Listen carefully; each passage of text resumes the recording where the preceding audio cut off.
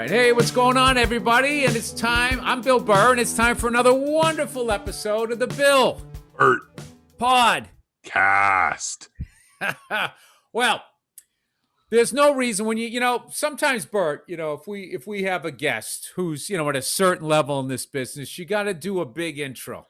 But every once in a while, when you get an A-lister, someone who makes all the teenage chicks go crazy the second he gets on stage with them glitter pants, there's no reason to do an intro. Here he is, ladies and gentlemen, straight from some bar somewhere, from the gutter. Please welcome the Teen Idol sensation from the Opie and Anthony program, Mr. Joe DeRosa. The Opie and Anthony program. Hey.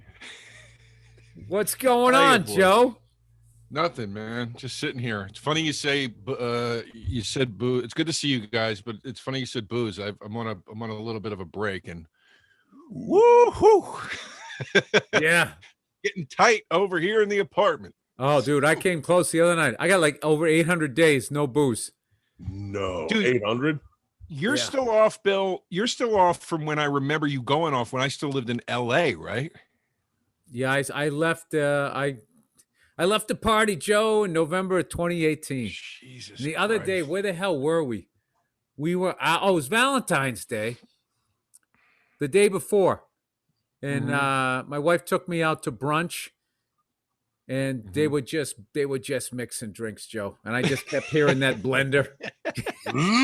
Yeah, and I just heard, and I was just like, I literally said, Bert, you'll appreciate this. I said this to my wife. I go, I am so glad I'm not drinking right now. And she goes, why? I go, because I would get fucked up. Like sometimes when you just feel it. Yeah. You just like, dude, I am going to get fucking hammered. And it just, that place it had the vibe. People were in a good mood. All the different plates of shit. They're all small plates, so you don't feel like you're eating like a fat fuck, but you really are. I know what you mean. Volare. Yeah. Whoa. Yeah. The blender never got me, dude. The blender's not the noise that gets me. This is the one that gets me. Oh, there was that going on. There was that that fucking craps thing, or that Yahtzee, whatever you call it. Well, the blender to me means, there's a bar here. Right. Yeah. And they're putting all kinds of booze in that blender. I just want whatever you're putting in there straight or on the rocks. That's it. Well, that's good, Joe. So what are you doing to, Bert every year, he does Sober October.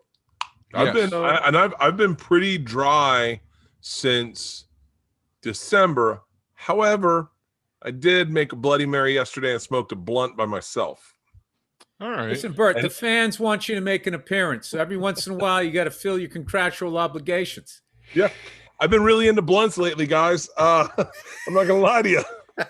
I got my here they are. Here are all my blunts. And I'm doing it again today at 4:00. I ever since Snoop introduced me to blunts, I just really feel like slow down, dude. Slow down so we can see him here. Yeah. Yeah, you kind of just. So, this one's empty. I really treat myself. It's got. It smells so good. Well, Bert, you deserve it. Yeah. Some people get a pedicure. Other people smoke a blunt. It's been really nice.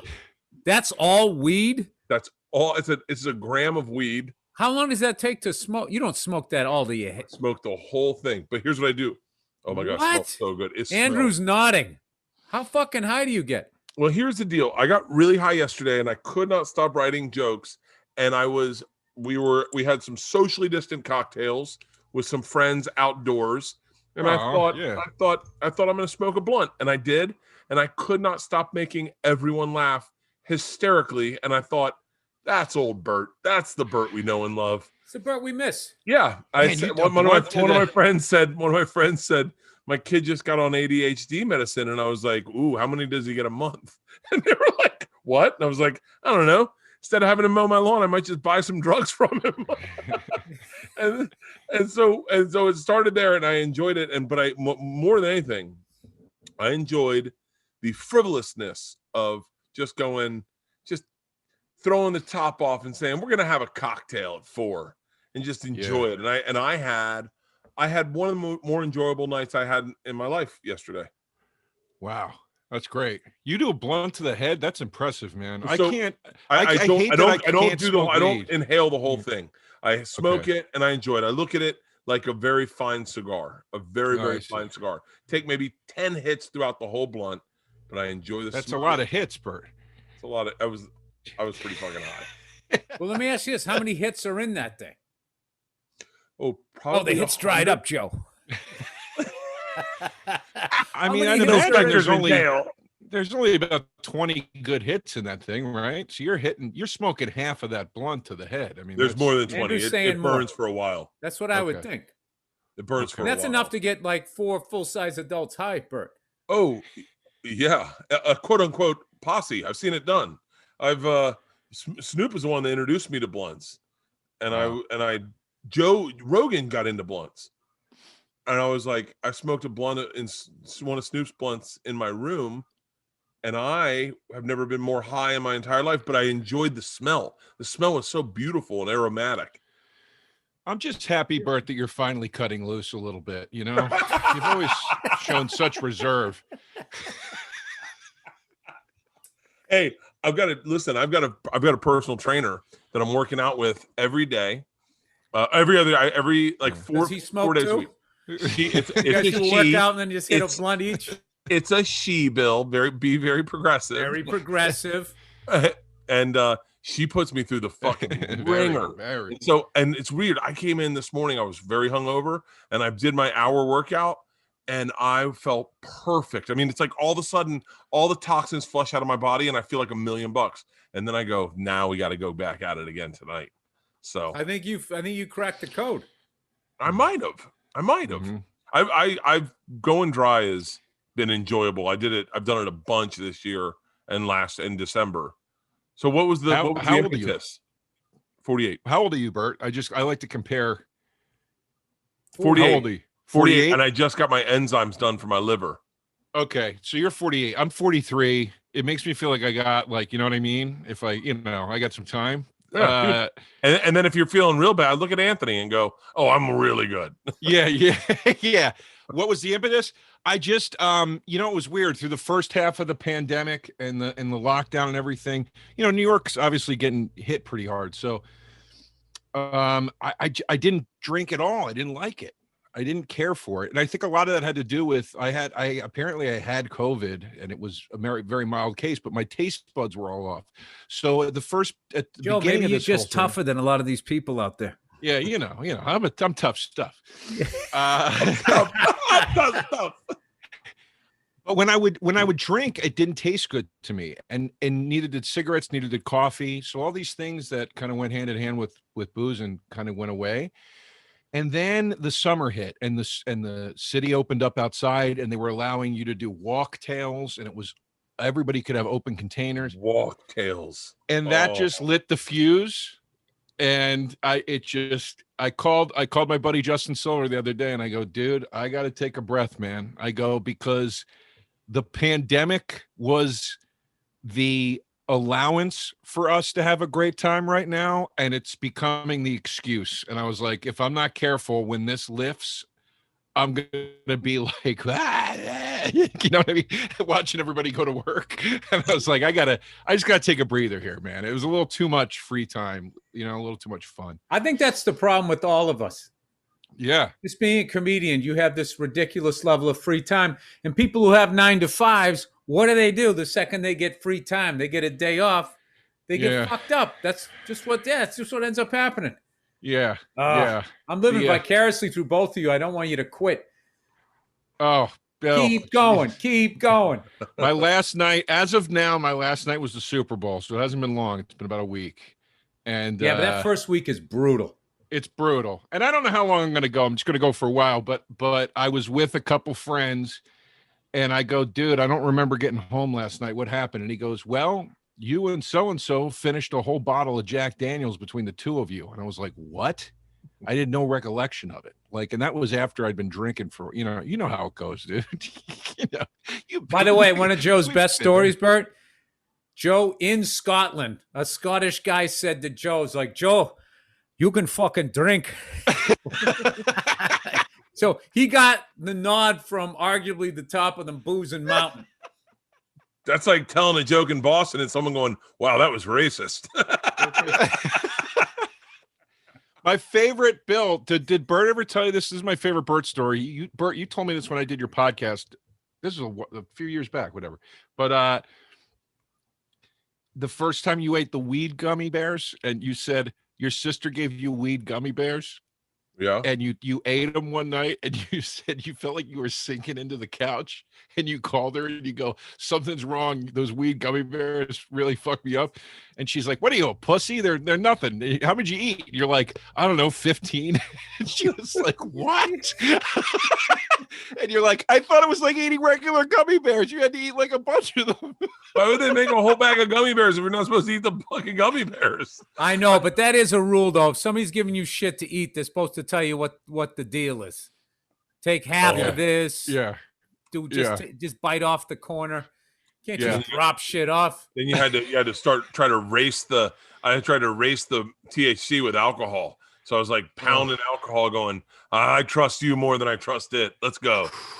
I've been there, dude, and that just amplifies it. The last time I ate a strong edible, I went to the Troubadour to see this band Fu Manchu play, and I ate half a weed cookie, and I never do that.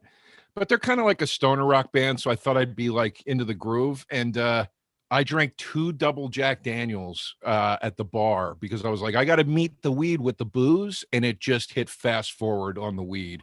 I had to leave the concert halfway through. I felt like I was on acid. Just out of curiosity, where did you guys read that if you drank, it somehow overpowers the THC? I mean, I'm a newbie here, man. I would think that would just make you doubly fucked up, but I was never good at math. Same place I read all my facts, Bill. I just pull them out of the air. Come on. You remember from the uninformed days? None of this is researched. You went to your security blanket of booze. I get that. Yeah. I was pulling shit out of the sky, man. I've definitely had too much marijuana and been like, I can just drown this with booze. That's rough, man. It does seem, because I get the logic of it. I know where my logic with it came from, because you think to yourself, well, whenever you have anxiety, booze helps. When you start out doing comedy and you're terrified to go on stage for the first couple times, you have a couple drinks and it evens you out, or, you're having a bad day and you're all panicked or whatever, you have a drink. And so you think with weed, you feel that panic come in and you're like, booze will even me out. And it's like, dude, so the first time you went on stage, you had a couple of drinks before you went in?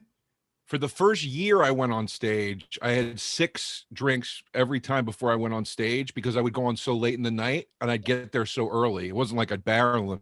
And I didn't even feel buzzed. My adrenaline was going so fucking hard that it would just make me feel normal. You know what I mean? Like, by I the would time be so scared that I was so afraid of bombing. I was like, I need all my faculties here, man. I can't, like, I don't think the first time I ever had a drink before I went on stage was when I was in, I did Kilkenny, Ireland. And I went on stage pretty much blasted, and I did not have a good set. I'm not the whole, it was like the last night of the festival. And I was just, the Guinness tasted good over there, Joe. Put it that way. I remember getting off stage at the store one time, and Bill was going up next. And no, you had already gone up, and I was buzzed. I got buzzed. I never drink before I go on, and I got buzzed. I think Rogan was there. Everyone was there. And I get off stage, and I go in the back, and I go, God, that did not go well. And Bill goes, really? And I said, yeah, I had a couple drinks. And I was like, and then Bill looks at me, he goes, yeah, it slows down your reaction time. That's why they don't let you do it when you drive. Yeah, I mean, I'm a big believer in, after you get through some shit, having a couple of belts to kind of like calm you down. But I feel like when I'm going into whatever I'm going into that I'm nervous about, I need to face it clear-headed. Right. Yeah. Now I feel that way now, absolutely. But in the beginning, I'll tell you, Bill, 7 days into being sober, now I'm feeling. I would have a bad set now if I went on drunk and didn't use the energy and the nerves in the right way. But back then I didn't, I don't know. It was weird. I remember Oh, sorry. I'm gonna throw up a curveball to you. I would argue that when you've got your hour, you've dialed in your hour, you're getting ready to shoot a special, you're about 3 months out, 2 months out, you know your material. It's perfect idea to get fucking blitzed and go do your hour drunk. Because what will happen is you'll fuck up your hour. You'll be forced to work yourself out of fuck ups.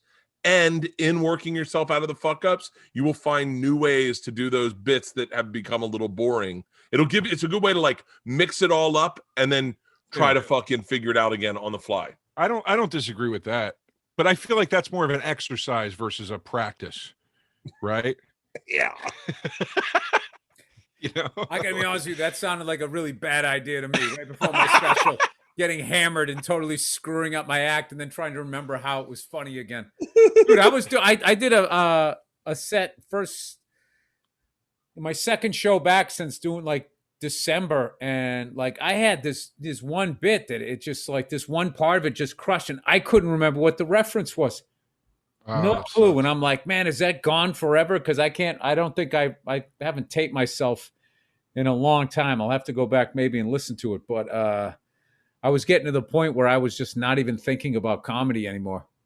I was seeing shit that was funny, and the thing wasn't going like, oh, I'm going to talk about that. And I was just felt myself like drifting away. I was like, hey, I better get on stage here. Joe, what is your outlook, Joe? Joe, I want to hear your forecast. Pull something out of the Air Force once again. Sure. Is the vaccine? Are you going to get it? Are people going to get it? Is it going to work? Are we going to go back to? I'm trying to get it desperately, but it's like trying to get the new Xbox. It's ridiculous, dude. You can't get. Well, they're not down to your age group yet. Same with the Xbox. Same with the Xbox. Yeah. Because I opened my sandwich shop pop up, I qualify technically as a restaurant worker. And in New York City, what is that, by the way? What are you talking about? I opened a sandwich.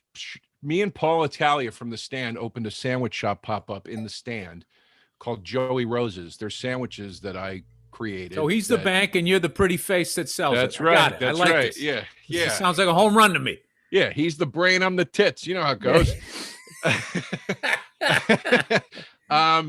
So we've been doing that over there. It's been going really well, and we're trying to open it in its own location now. But that qualified me as a restaurant worker. And New York City said that restaurant workers were considered essential because of indoor dining reopening. So I'm allowed to get the vaccine. I just can't. You can't get it. It's impossible. Like you can't. Every day you go on the thing and it says there's no appointments available or whatever. But I mean, I'm going to get it. Are you going to get it? Me? Oh yeah, absolutely. Yeah. Bert, I'm supposed to be due to get it. 50 and older in LA is in March. So that's Leanne, my wife. I'm gonna be fucking. I'm fucking a cougar out there. So I'm gonna be vulnerable. She'll be going around collecting disease. I got a call. I got a call from a friend. They're like, "Yo, they got extra vaccines at UC Santa Barbara, UC something. Go over and get one." And I was like, "I can't. I have a real. I'm not a. I'm a bad person, obviously, but I'm not. I'm not a. I mean, I don't want anyone to think that. Jump in the line, and then somebody else's nanny dies or some shit. I'm not doing that. I can't do it. I can't. I'm a bad person. I'll do a lot of bad things. But I can't do that. It was, dude, one of the best lines of that Patrice documentary. Have you seen the Patrice documentary yet? No, I haven't. I don't have cable. One of the best lines ever. And this is so prophetic, considering Patrice was not alive during cancel culture. So fucking prophetic. He goes, they're talking about web. I know this is just on the same tangent a little bit. He goes, they're talking about Web Junk 2020 or whatever he did. Yeah. And he was like, I didn't want to do that show because then I go on stage and there'd be 17-year-old girls in my audience going like, well, this isn't funny. This isn't like Web Junk. And he was like, that's what happened with Pee Wee Herman. He was like, Pee Wee Herman was a jack off in a theater kind of guy who was doing a kid's show. And when the kids found out he was jacking off in the theater, they were like, what the fuck? He goes, well, I'm a jack off in a theater kind of guy. And I want everyone to know that. I'm looking for jack off in the theater motherfuckers to ride or die with me. Wow. And it's so That's great. fucking close. It is that documentary is so good, Bill. So fucking good. There are so many lines in it where I went, holy shit. Like he was so ahead of his time in his thinking of why people stop liking people, of why he's talking about cancel culture before it was even existed. And he was like, I don't want to get canceled, but he didn't say canceled. It's such a good documentary. He was always like tapped into that. Like I remember in 2002 or 3, him already being hip to like the plight of reality TV and all that shit. You know what I mean? Like it was still fairly new at that time, and it was still pretty celebrated at that time. It had not crossed into, the Kardashians and whatever led to what we have now. And I remember him saying like, you can't you don't want to get on Last Comic Standing before you're ready, because then all you're going to be able to do after that is go be some reality TV show guy. And then like you saw it happen. He said that like during the first season, and then you saw it happen with everybody. It was like he was pretty tuned in, as you said. Yeah. He told me one time we were in Scotland, and he said, I got a TV show and a deal. I've been doing stand-up maybe a year and 6 months. I'm guessing, maybe less, maybe like fucking 13 months. You were, or he was at the time? I was. Okay. And only you guys can really imagine this, but Patrice was being extra disgusting eating his breakfast. Like he was trying to be disgusting, like fingers in the ketchup, like and he was like, but he was holding court the way it was almost like a scene about a movie. Like, let me tell you the problem with you. I hated when he did that. I go, what? And he goes, when this goes away, you fall all the way back down here. And I said, what do you mean? And he goes, you got no base. Your base is that of a comic who's been doing it a year. So when this goes away, you go all the way back here. He goes, you should be focusing on raising your base by doing clubs and doing stand-up, so that when you get these opportunities, you just fall to here. He goes, see, when I fall, my fall's not going to be that high. No one's going to give me shit, but I'm going right to here. And then they're not taking shit away from me because I can make a living. And I was like, I remember thinking, such a cunty Patrice thing to say instead of congratulations. And then they take away the TV shows, all of it goes away. And I went back to hosting. I was on TV and I was hosting. I was like, oh, what the fuck? My base sucks. Yeah. That's funny. No, he, what's cool is they got the billboards. They got a billboard, Joe, out here of Patrice on Sunset in La Cienega. Yeah, it was really melancholy. It's kind of a bittersweet thing to see, because through the years, seeing all the comics, everybody's had one at this point. If you have a fucking special, you get up there. Like when we got in the business, like the Marlboro Man was on fucking Sunset. It was like big shit. Yeah. So I took a picture of it, man. I got a real kick out of the fact that, at least we got him to be up there. But Mike Bonfiglio is the reason why that thing is so incredible. He did the 30 for 30, Doc and Daryl.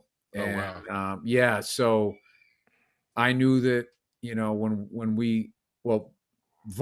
his girlfriend Vaughn sold the idea to Comedy Central. Then they came to All Things Comedy for us to produce it. So the thing it was already a thing. Because a couple of people said, hey, Bill, you did a great job with that thing. I didn't do shit. They sold it. And then they came to us, and then we hired Mike Bonfiglio. All I did was he'd be like, hey, I'm trying to get in touch with this comic. Can you get him? So, I looked at some cuts of it, but it's Mike Bonfiglio. He knows what he's doing. So now that I've cleared that up. Do you have I don't have cable. Do you have a link that I could watch it on or something? Or can I buy it? Can I rent it? Can I download it? Like, Joe, look who you're talking to. I have cable, Joe. I'm the reverse of a cord cutter. I pay like $300 a month in cable. I have every fucking channel. I still have all the networks channels. I pay for the UFC. Yeah. I pay, it's like $400 a month. And I would rather pay that than try and figure out how to do what you're doing. I can't. I have so many streaming services. I'm paying a cable bill every month. But I mean, when something like this comes out and you don't have access to Comedy Central, it's a real dude. problem. You know what you got to get into, dude. You got to get into the Criterion channel, man. Oh, dude, let's talk, man. I've got some on Blu-ray, and I like that channel quite a bit, man. All right, I Dude, just that chance. I saw this documentary on this little short film on stand up, and it was a guy going up there telling this fucked up story, and they animated the whole thing in black and white, and he was slowly losing the crowd. So like you'd be all shadows and your face would be white, and then you just see the light go out on your face, and I think that meant like losing the crowd. And then he ended up like admitting to doing something really fucking horrible. He's telling this story. I remember watching it being like, this must be like what like hallucinating is like, because it was really like my idea of like trippy and druggy. I never hallucinated, which I really regret at this point in my fucking life that I never did it. I've seen that. I watched all those Sergio Leone movies. Once Upon a Time in the West. I never even heard of that movie. Fucking unbelievable. I watched a bunch of French movies. Don't listen to Bill. Bill fucks your life up. Bill got me on one goddamn book, and now I am obsessed with history, and I've read so many fucking history books. It is ridiculous. I'm reading one right now on the revolution. I'm listening to a podcast right now about the revolutions in South America. You just dialed that way back. Yeah. I'm reading this book. I'm sorry. I'm listening to a podcast. I saw a picture. Right, somebody told me about something they watched. You dialed that way back, Bert. Bill's really into history. He's in many times throughout our 20-year friendship, he has tried to turn me on to a book about it.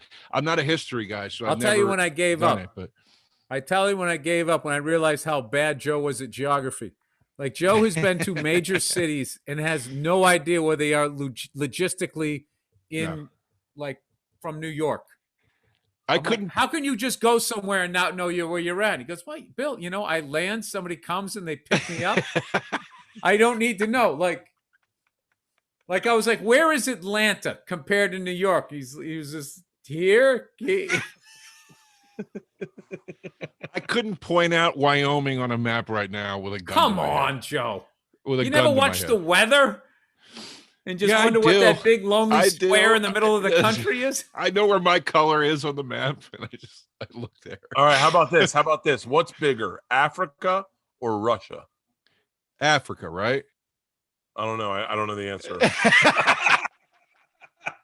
I think lost Africa would be drunk. bigger. Whatever one I'm gonna say is the other one's bigger because I lost a bet drunk with someone, and I was like, bull fucking shit. And they're like, nah, take a look, and they like stretched it out. Wait, which one is bigger, Andrew? Do you know? It's Africa. No, are you telling me or are you guessing? Yeah, Africa's a continent. Russia's just a country. Yeah, I know, but it stretches through two continents.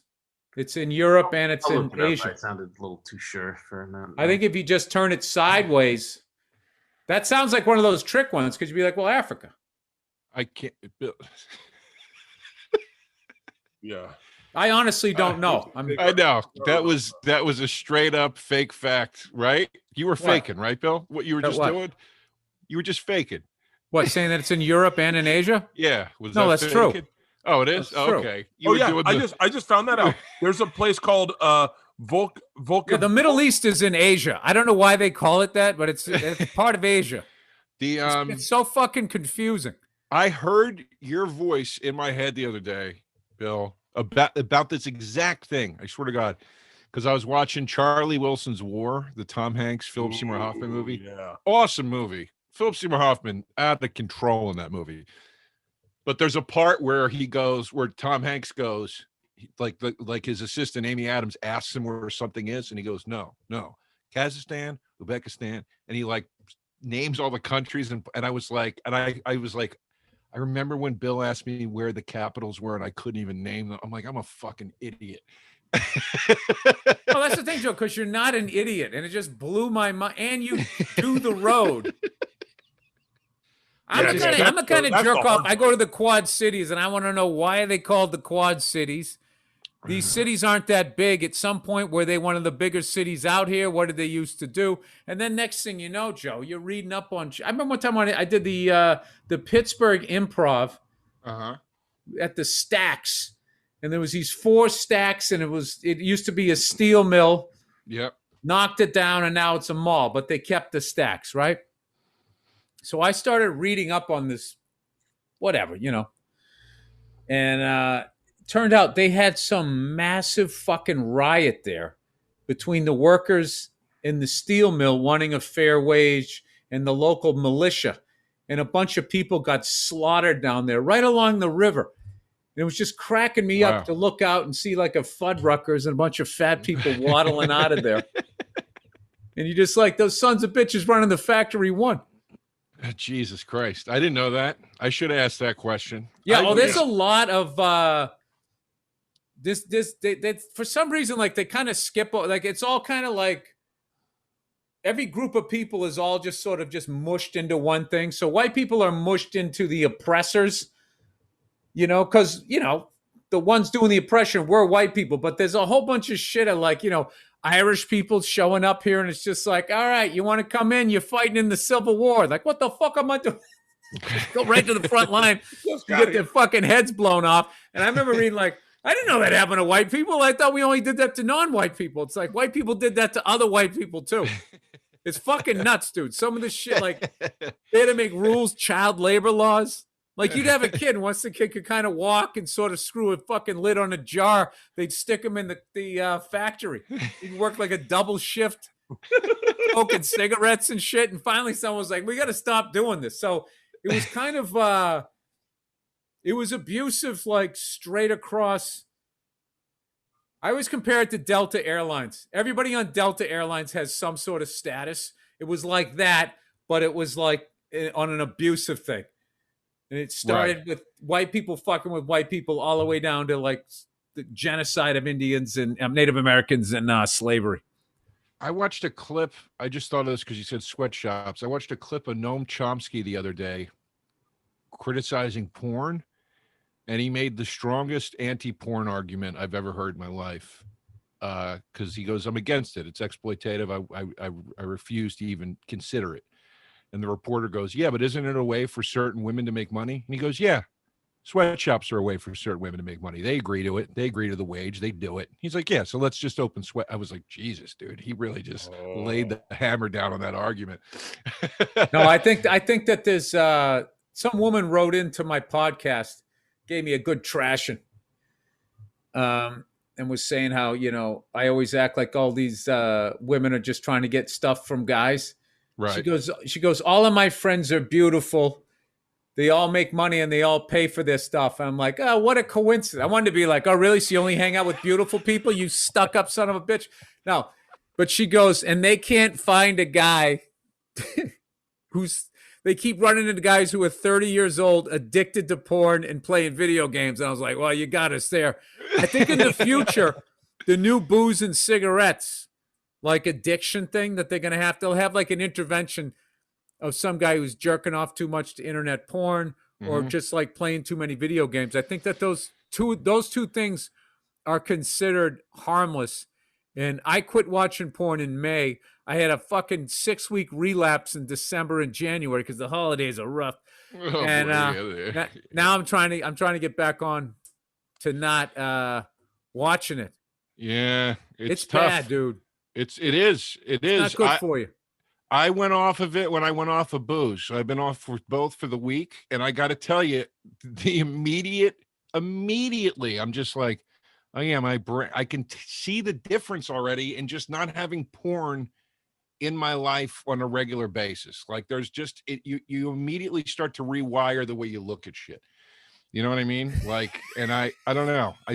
I never was a big believer in when you see a construction site, you don't see like some chick coming out of the manhole in a threesome immediately. No, those are two guys making sure the shit flows into the ocean. Yeah. I got my mind right, boss. Yeah, they're just building a house. They're not going to fuck each other.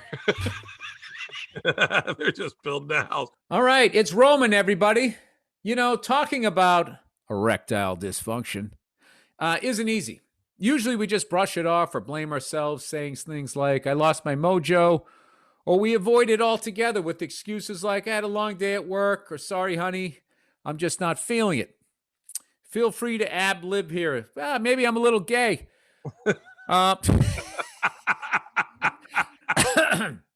That's coming out after all these years. But with Roman, It's easy to talk about with a real healthcare professional who can prescribe real medication. It's simple, safe, and totally discreet. With Roman, you can get a free online evaluation and ongoing care for erectile dysfunction, all from the comfort of your and privacy of your home. A healthcare professional will work with you to find the best treatment plan. If medication is appropriate, Roman will ship it to you free, 2-day shipping.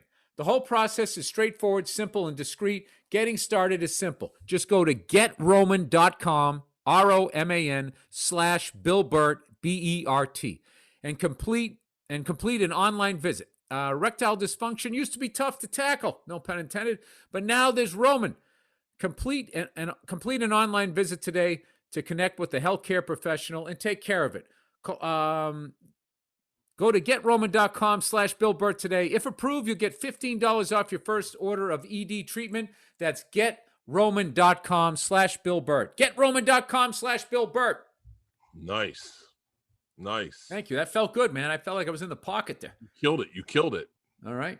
Bright Cellars is the wine subscription service that helps you find wines you love without the normal intimidation and wine pretentiousness that you're so used to. If you're a new wine drinker or someone's been drinking wine for years, Bright Cellar pairs you with the wines that you love and provides a unique experience no other wine service can. You just take their quiz, 30 seconds. Bright Cellars pairs you with 6 unique and personalized wines, and it's so convenient. Right now, it's important to stay healthy and at home when you can. Bright Cellar allows you to skip the stores while bringing the personalized wines right to your door. Wines right to your door. You're not carrying a heavy case of wine all the way from the trunk to the car. That's right. Let somebody else do it. You can booze at home. I love this product. Oh, it's great. And they have a great wine education. Each Bright Cellar box offers a unique wine experience that includes wine education cards. So this would cost literally so much. Or something to that effect. Hold on. My bad. I fell apart. These education cards talk about the region of each wine, tasting notes, serving temperatures, food pairings, and many, many more. You can cook a meal on the wine education cards and the wines that you're drinking from. Date night idea. It's kind of fun. Drink a French wine. Pair it with a fancy charcuterie board. Ooh, you thought that word was going to mess me up, huh? Wines from around the world. Bright Cellars has them. They work with their in-house sommelier to source some of the wines all over the world, including Spain, Portugal, South Africa, Australia. Each box has a new wine you have not tried.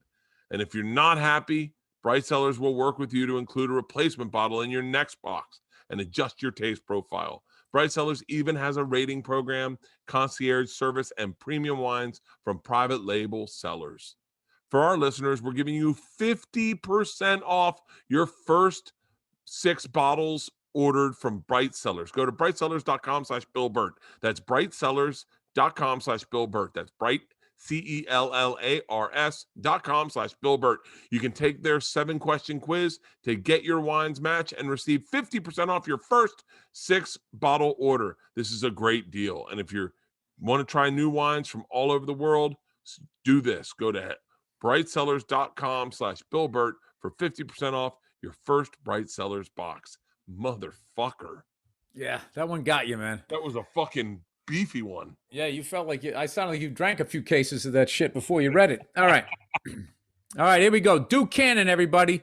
You know, a beard is more than just hair on your face. It's got a personality of its own and should be treated as such.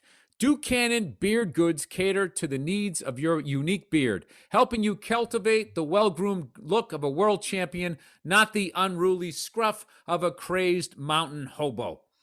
Isn't it a mountain man? A hobo's like a guy in the city, isn't he? Take the Best Damn Beard Wash.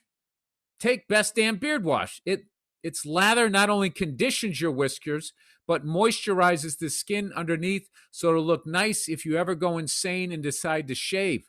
Or Best Damn Beard Balm, which protects your beard with a pleasant woodsy fragrance that's like a redwood forest on your face. This is the stuff I have. This stuff is awesome. I got to get some of that shit. It's so great, Bill. I got the red word. My beard, as my wife says, little salt and paprika. And of course, Best Damn Beard Oil with the new Bush variety that is infused with beer to strengthen your beard that smells like musky sandalwood. not a musty dive bar. Talk about your favorite products, Bert. I love their any beard oil. I'm telling you, it makes your beard lay down, and then if you comb it, it kind of darkens it a little bit. So if you've got little grays in your beard, their beard oil kind of hides the grays, makes you look younger, in my opinion. You know what? I got to start using that shit. Mine's like an old bird's nest. You know, it's a small bird's nest, but it is what it is. All right, now how do I get back to the copy? Make 2021 the year. Where am I? Oh, make 2021 the year you help your beard fulfill its potential with high quality beard goods from Duke Cannon. Pick up some the next time you're at Target or visit DukeCannon.com to peruse the full line of superior offerings whenever it's convenient for you. But do it sooner than later. Your best damn beard is waiting. This podcast is brought to you by Honey. Listen, we all shop online, and we've seen that promo code field taunt us at checkout. But thanks to Honey, manually searching for cute coupon codes is a thing of the past. Honey is the free browser extension that scours the internet for promo codes and applies the best ones it finds to your cart. Honey supports over 30,000 stores online, ranging from sites that have tech, gaming products, to popular fashion brands, even food delivery. Imagine you're shopping on one of your favorite sites. What would that be, Bill? My favorite shopping sites, eBay. Okay. When you check out, Clickbait on the borders. yep. You know, old school tarps for classic cars. Yep. .net. Here's the deal. When I don't shop online. I'm sorry. When you check out, the Honey button drops down, and all you have to do is click apply coupons. Wait a few seconds as Honey searches this for coupons. And then if it finds it for that site, it applies it for that site. If Honey finds a working coupon, you watch T-shirts for corporations that went out of business. Sorry. If Honey finds a working coupon, you'll watch the prices drop. What did Honey save you money on, Bill? T-shirts for corporations, and he saved $15 on a pair of headphones we were just talking about before the show started. Honey has found its over 7 million members, over $2 billion. 17 million members. Honey has found its over 17 million members, over $2 billion in saving. If you don't already have Honey, you could be straight up missing out on free savings. It's literally free and installs within a few seconds. And by getting it, you're doing yourself a solid and supporting this podcast. Get Honey for free at joinhoney.com/Bill Bert. Wait, that's a great question, because I wanted to say this to to my wife, really. And Andrew, get ready to edit this out because this may sound horrible. Do you guys think about fucking everyone? No. What do you mean? But elaborate on that. Like you're at the doctor's office, and the lady behind the thing says, "What's your name?" And then you go, "I wonder what it would like to have sex with her." And then you go back, and there's a nurse, and she's like, "Hey, we need to get you on the scale." And you're like, "I wonder what it would be like to have sex with her." Like, I think about I had a period where I couldn't stop imagining what people looked like when they had orgasms. Like looking at people and going, I would love to see that person's look when they have an orgasm. Mm-hmm. And just thinking, like, because everyone's got their own orgasm face, I would love to see everyone's orgasm. It sounds like a coffee table book. I really think that orgasm face just was something somebody said as a joke. And then it kind of got, is it zeitgeist, Joe? Is this where you use the word zeitgeist? It just kind of got into the little grab bowl that everybody has. And it became a thing that never really was. Like, nobody really thought about that until somebody fucking said it. And now that put that idea into your head. Like, you know, does that make sense? It doesn't exist. Like, I'll give you an example. All right. When I grew up in Boston, people used the word wicked. People used the word pisser. But they'd be like, oh, that's fucking pisser. Like, dude, he's fucking wicked stupid. But nobody ever said wicked pisser. But then some actor came out here trying to book a job as a Boston guy, and he extra Bostoned it and started saying wicked pisser, and then that became a thing.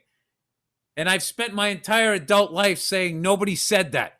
Mm-hmm. But now I think they probably do, because I remember when the Red Sox finally won the World Series, people on ESPN kept saying, I'll tell you, these Red Sox fans, they're not going to know what to do. And then a week later, they cut to some meathead. He's like, I don't even know what to do.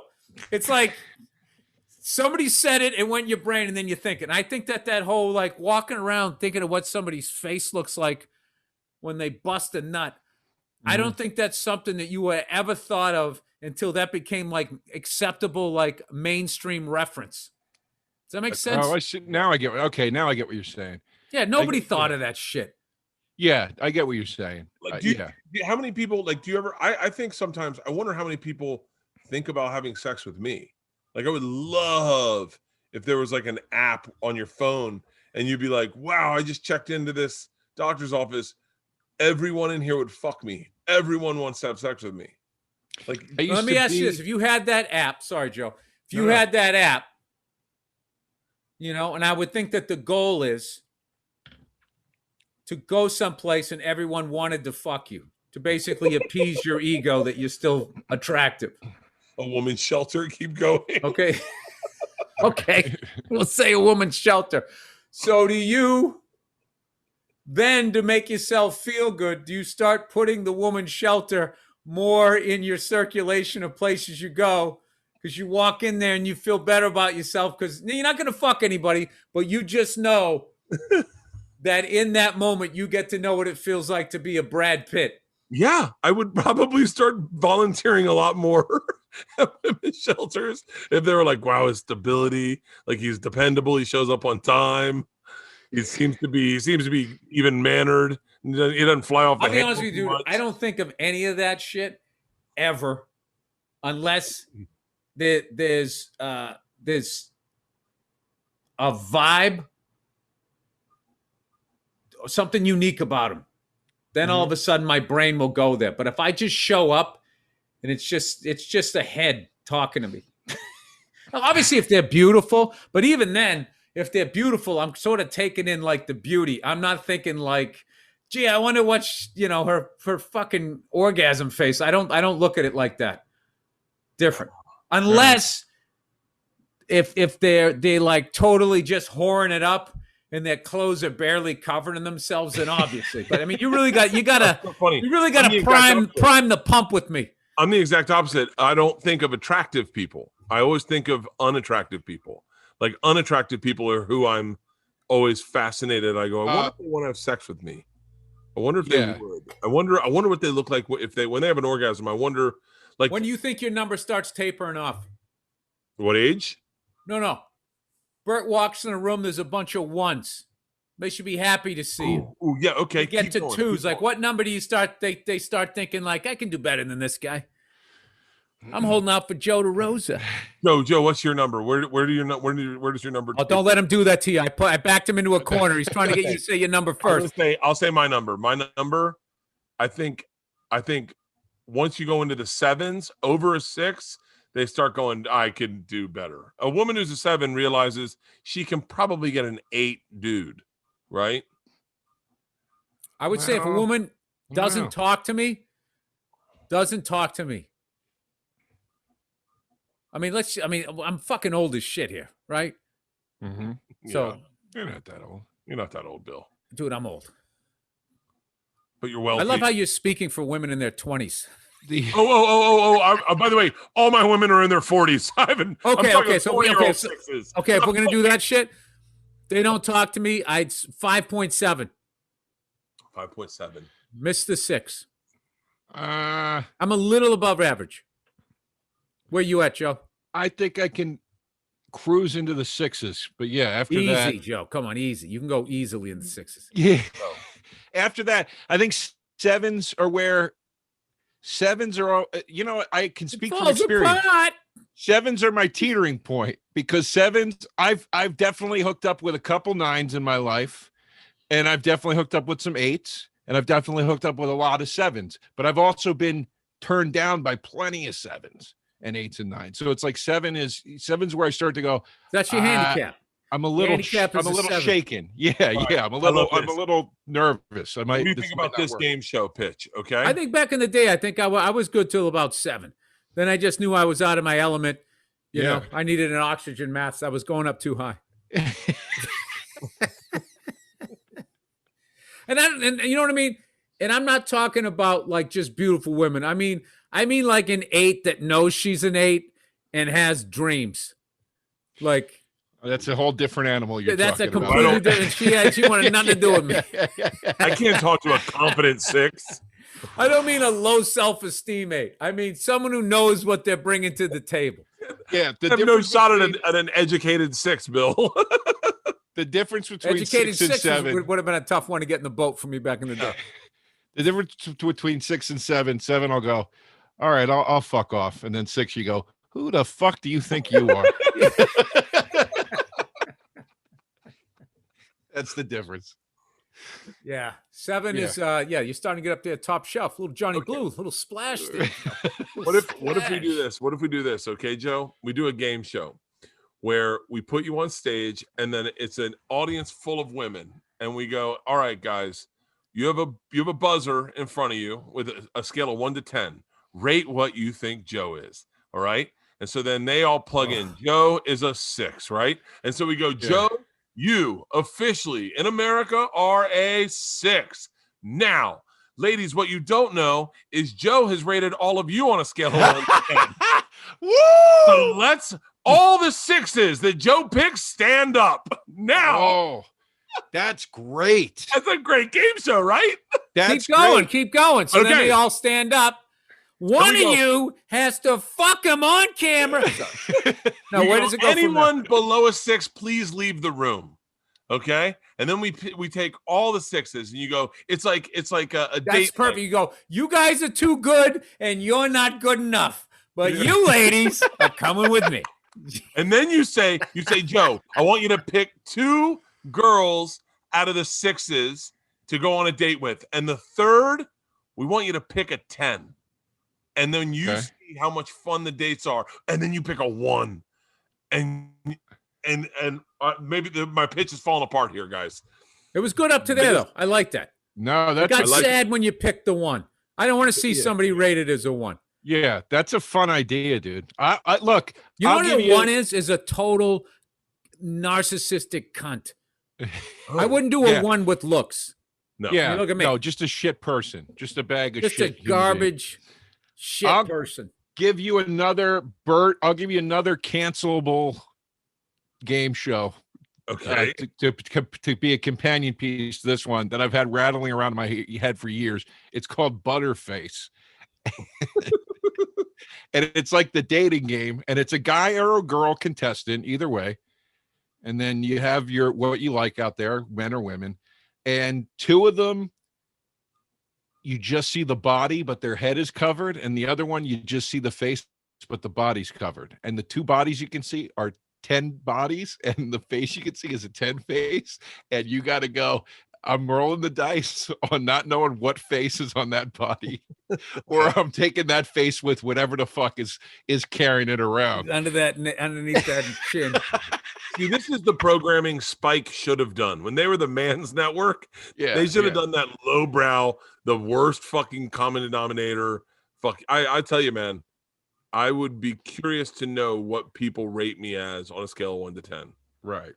Yeah, it's got to be a site. Well, do you that's like there's 2 different ways. What if they don't know you? Do you want to know just somebody who doesn't know you, doesn't know what you do? Oh, if you get just to know me, I'm like nobody knows you. Bert walks into a fucking CVS, baseball hat on, your hoodie. Oh, I don't stand a chance. On your way to the candy aisle. What are they thinking? Yeah. I'm out. I got no shot without putting the personality in. Nothing. What about you? None. I'm 0. I'm 0. I think I'm probably a 6 looks wise. I always had to dance for my supper. Yeah. The show never ended, Joe. I never had a set where after the show I didn't have to still be funny. Tell me about it, dude. I know. I hosted a pussy telethon before I met my wife. It never ended. Give him the light. He's getting engaged. Oh yeah, I used to just fucking tap out.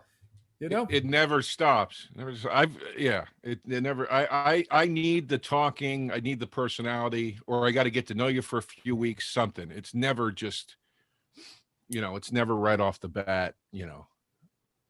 Unless there's something really. I got to tell you something. To up your broad fucking deal here, you could get something a little more exciting on your bed there. I mean, those are some earth colors, man. Wait, you fucking Roberta Flack. What are you doing over there? That's red. Wait, no. It's gray sheets and then red and blue striped quilt. No. What is that Wilma Flintstone pattern there? Pillowcases you got going on there? It's I just picked some sheets quick. I know it wasn't a good pattern. I just picked them and ordered. That reminds me of the early 70s. Yeah, I kind of thought it looked like that, but everything else doesn't match it. So looks a little Rust Belty. Yeah, I'm gonna get a green screen for here, so you won't see that anymore. But all right, I got a good devil's advocate question. So we're three guys who have always had to dance for our supper, as Bill says. How often has a girl you're not attracted to been able to dance her way into your bedroom?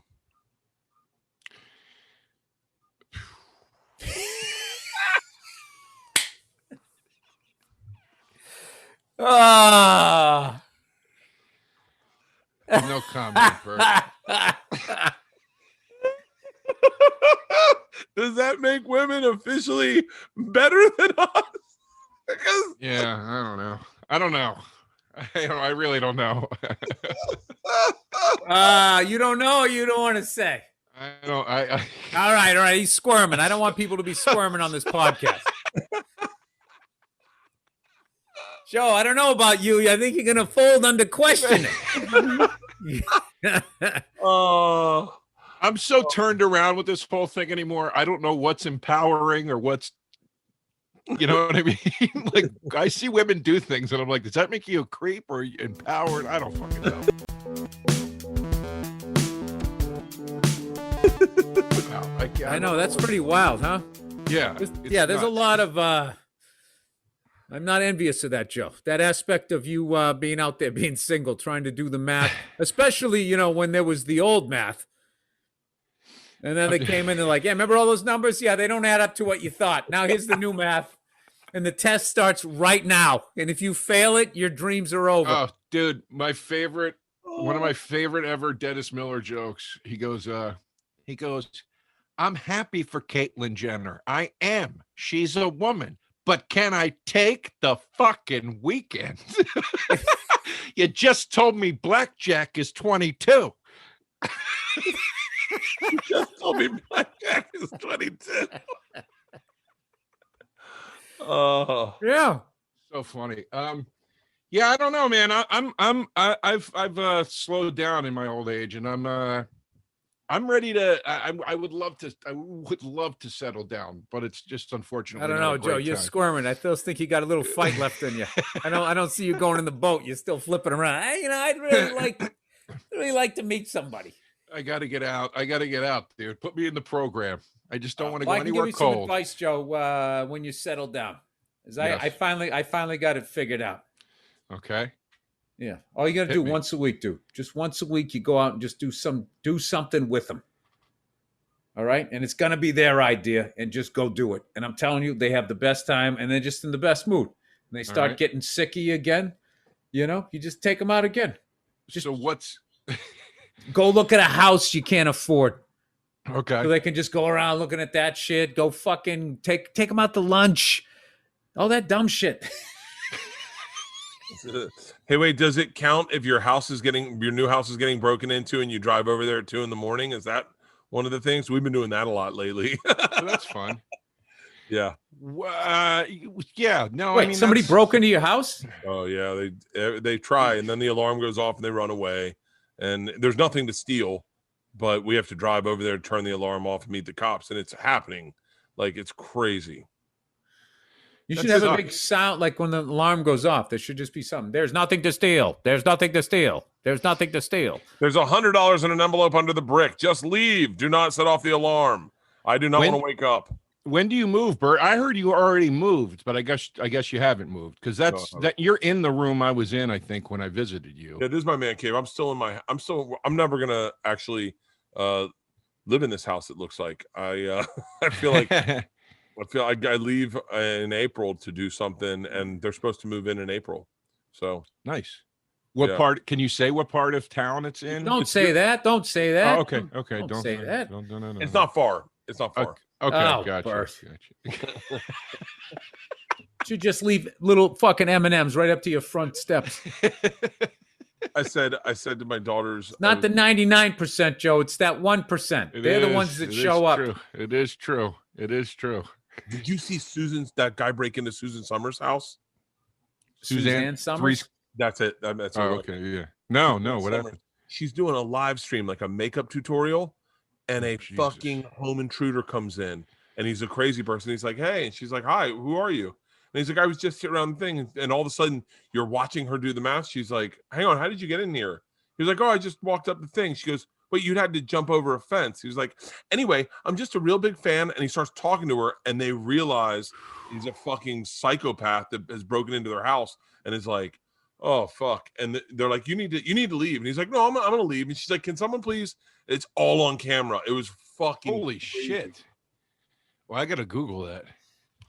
What? So you can read the comments of everybody going fake. Meh, dude. You know what I would have done? Yeah. Oh god. That's wild though. Jesus, that's crazy. Is he a young guy, Joe? He sounded young. He sounded young. I'm trying to pull back on my social media because I feel like I've shared too much, and I feel like I'm too out there, and so I'm just trying to like pump the brakes. You know what, Bert? I think you should reboot the Thigh Master. I think you were the next. You are the next face. I'd do it. I'd do it in a heartbeat. I know you would. Dude, they said if you send me product, I can't help but pay it forward and go, "You got good product. I'm putting it online. I'm putting it on Instagram." Dude, I've been watching Three's Company reruns, and Jesus Christ, it is like if you were like, dude, you can have sex with any pool of women in history ever, who would they be? I'd be like the Three's Company cast. It's the hottest women I've ever seen ever, all in one place on one show. It's insane. Yeah. I used to love God. Janet. Oh, everybody was into Suzanne Summers. Janet was smoking. Oh my God, Janet. I hear you. I'm a Janet man myself. Oh, yeah. And then, no, how about Terry? I like Janet. I'm going to marry Tyler Moore. I liked Rhoda. Yo, yeah. Rhoda and that one who just died, Phyllis. Yeah, they were smoking hot. Yeah, they were. Had their own apartments and shit, you know, floral patterns like your pillows, Joe. They were ladies of the world. Yeah, Betty White was on there. They were all banging. That was like they were all like, you know, they were all like boozy broads. They were a fun bunch. It was a good time. It was a good time back then. Yep. Yeah. What TV show do you think defined the women you looked for growing up? Like going like, oh, because when you say that, I go, oh, Suzanne Summers. I looked for blonde, kind of goofy, big tits. Like that was my swing zone. Dumb as a brick. Dumb as a brick. Doesn't challenge me on any level. Just walking to and from the fridge, getting me a beer, falling face first into my lap. You know, that's what I got out of Three's Company. I'm Bert Kreischer. I'll be at a drive-in theater near you. Honk him if you got him. Oh. You know what, Bert? You really are a trucker that just decided to do stand-up. That's what the fuck you are. I'll tell you what the best Hooters is. I'll tell you, I-35 North. Dude, I've been asked that question before, Bert. I have an answer. The two girls from Weird Science that not the model, not not Kelly LeBrock. Not Kelly LeBrock. She was gorgeous, obviously, but no, the two girls that they actually fall in love with, the brunette and the blonde. That to me was a dream girl. When I was a kid, I remember that was the first time I saw a girl in a movie, and I was like, "Oh my God!" Like I want a girlfriend. I vaguely remember them. Yeah, she was hot. You know what else was hot was the Pee Wee Herman's girlfriend. Oh, Pia Zadora? Oh my God. No, it's not Pia Zadora. It looks like Pia Zadora though, but that's not Pia Zadora. I know that's not who it is though, but yeah. All right, I got to look up the weird science chicks. And then Dude, I want to show you guys something. Just so you know, for perspective, this is what a 7 looks like. According to the internet, that is a 7. That's so ridiculous. I cannot. Let me see. Let me see. 7. I could never. That's way out of my league. The brunette from Weird Science is still. I think she does Pilates and yoga now. She's still like smoking. She's like 54 or something. Oh, you know who I like a smoking hot 50-something. Oh, who you? Dude, Madonna was smoking until. Whoa, that's the girl from Weird Science? Yeah, dude. She's still just. I've talked about her on the Oh my bonfire. God. I keep praying to God she hears me talking about her and is like, I think you're cute. It's never gonna happen, but dude, you know who I looked up? The girl from Ferris Bueller's Day Off. she still looks great. She still looks great. Yeah. Still looks great. Yeah, Wow. that like scrunchy to the side haircut with the leg warmers on the outside of the pants. Oh, Jesus God. I'm showing my age here because that was like, even though I was like a high school age in the 80s, so I was more into the 70s chicks. Let's talk about him. Who? All right, Farrah Fawcett on the Oh my $6 million Man. Obviously, Oh, yeah. Charlie's Angels. Mhm. Janet from Three's Company. I already mentioned her. You know what angel I liked, Bill? Was Wonder Scarecrow and Mrs. King. Which one was that? Which angel became Scarecrow and Mrs. King? I never watched that show. Which of the angels? She was the short haired brunette angel. Oh, dude, Kate Jackson. Kate I think, yeah, Jackson yeah. on The Rookies when she Yeah. was Mike Danko's wife. She was a nurse. He was a cop. I mean, she just was fucking gorgeous. I always Yeah. thought she was the best looking one, to be honest with you. Yeah.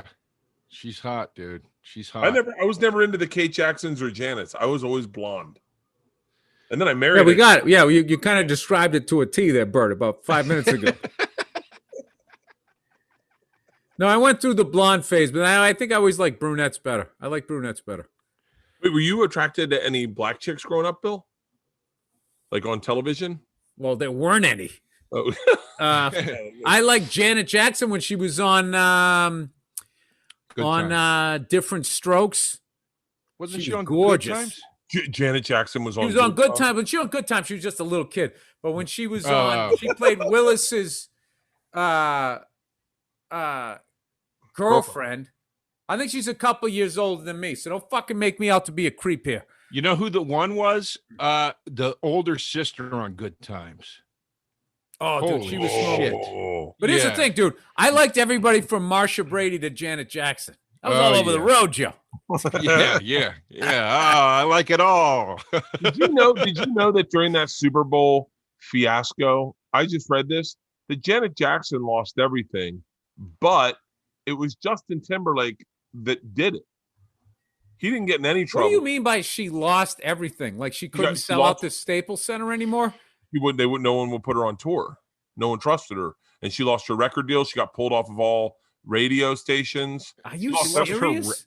Yeah, She lost let her me- record deal over that? If I'm not mistaken, I just read this thing, and Janet Jackson they were saying, Janet Jackson has forgiven Justin, but that she was the one that lost everything. They pulled her off all terrestrial radio.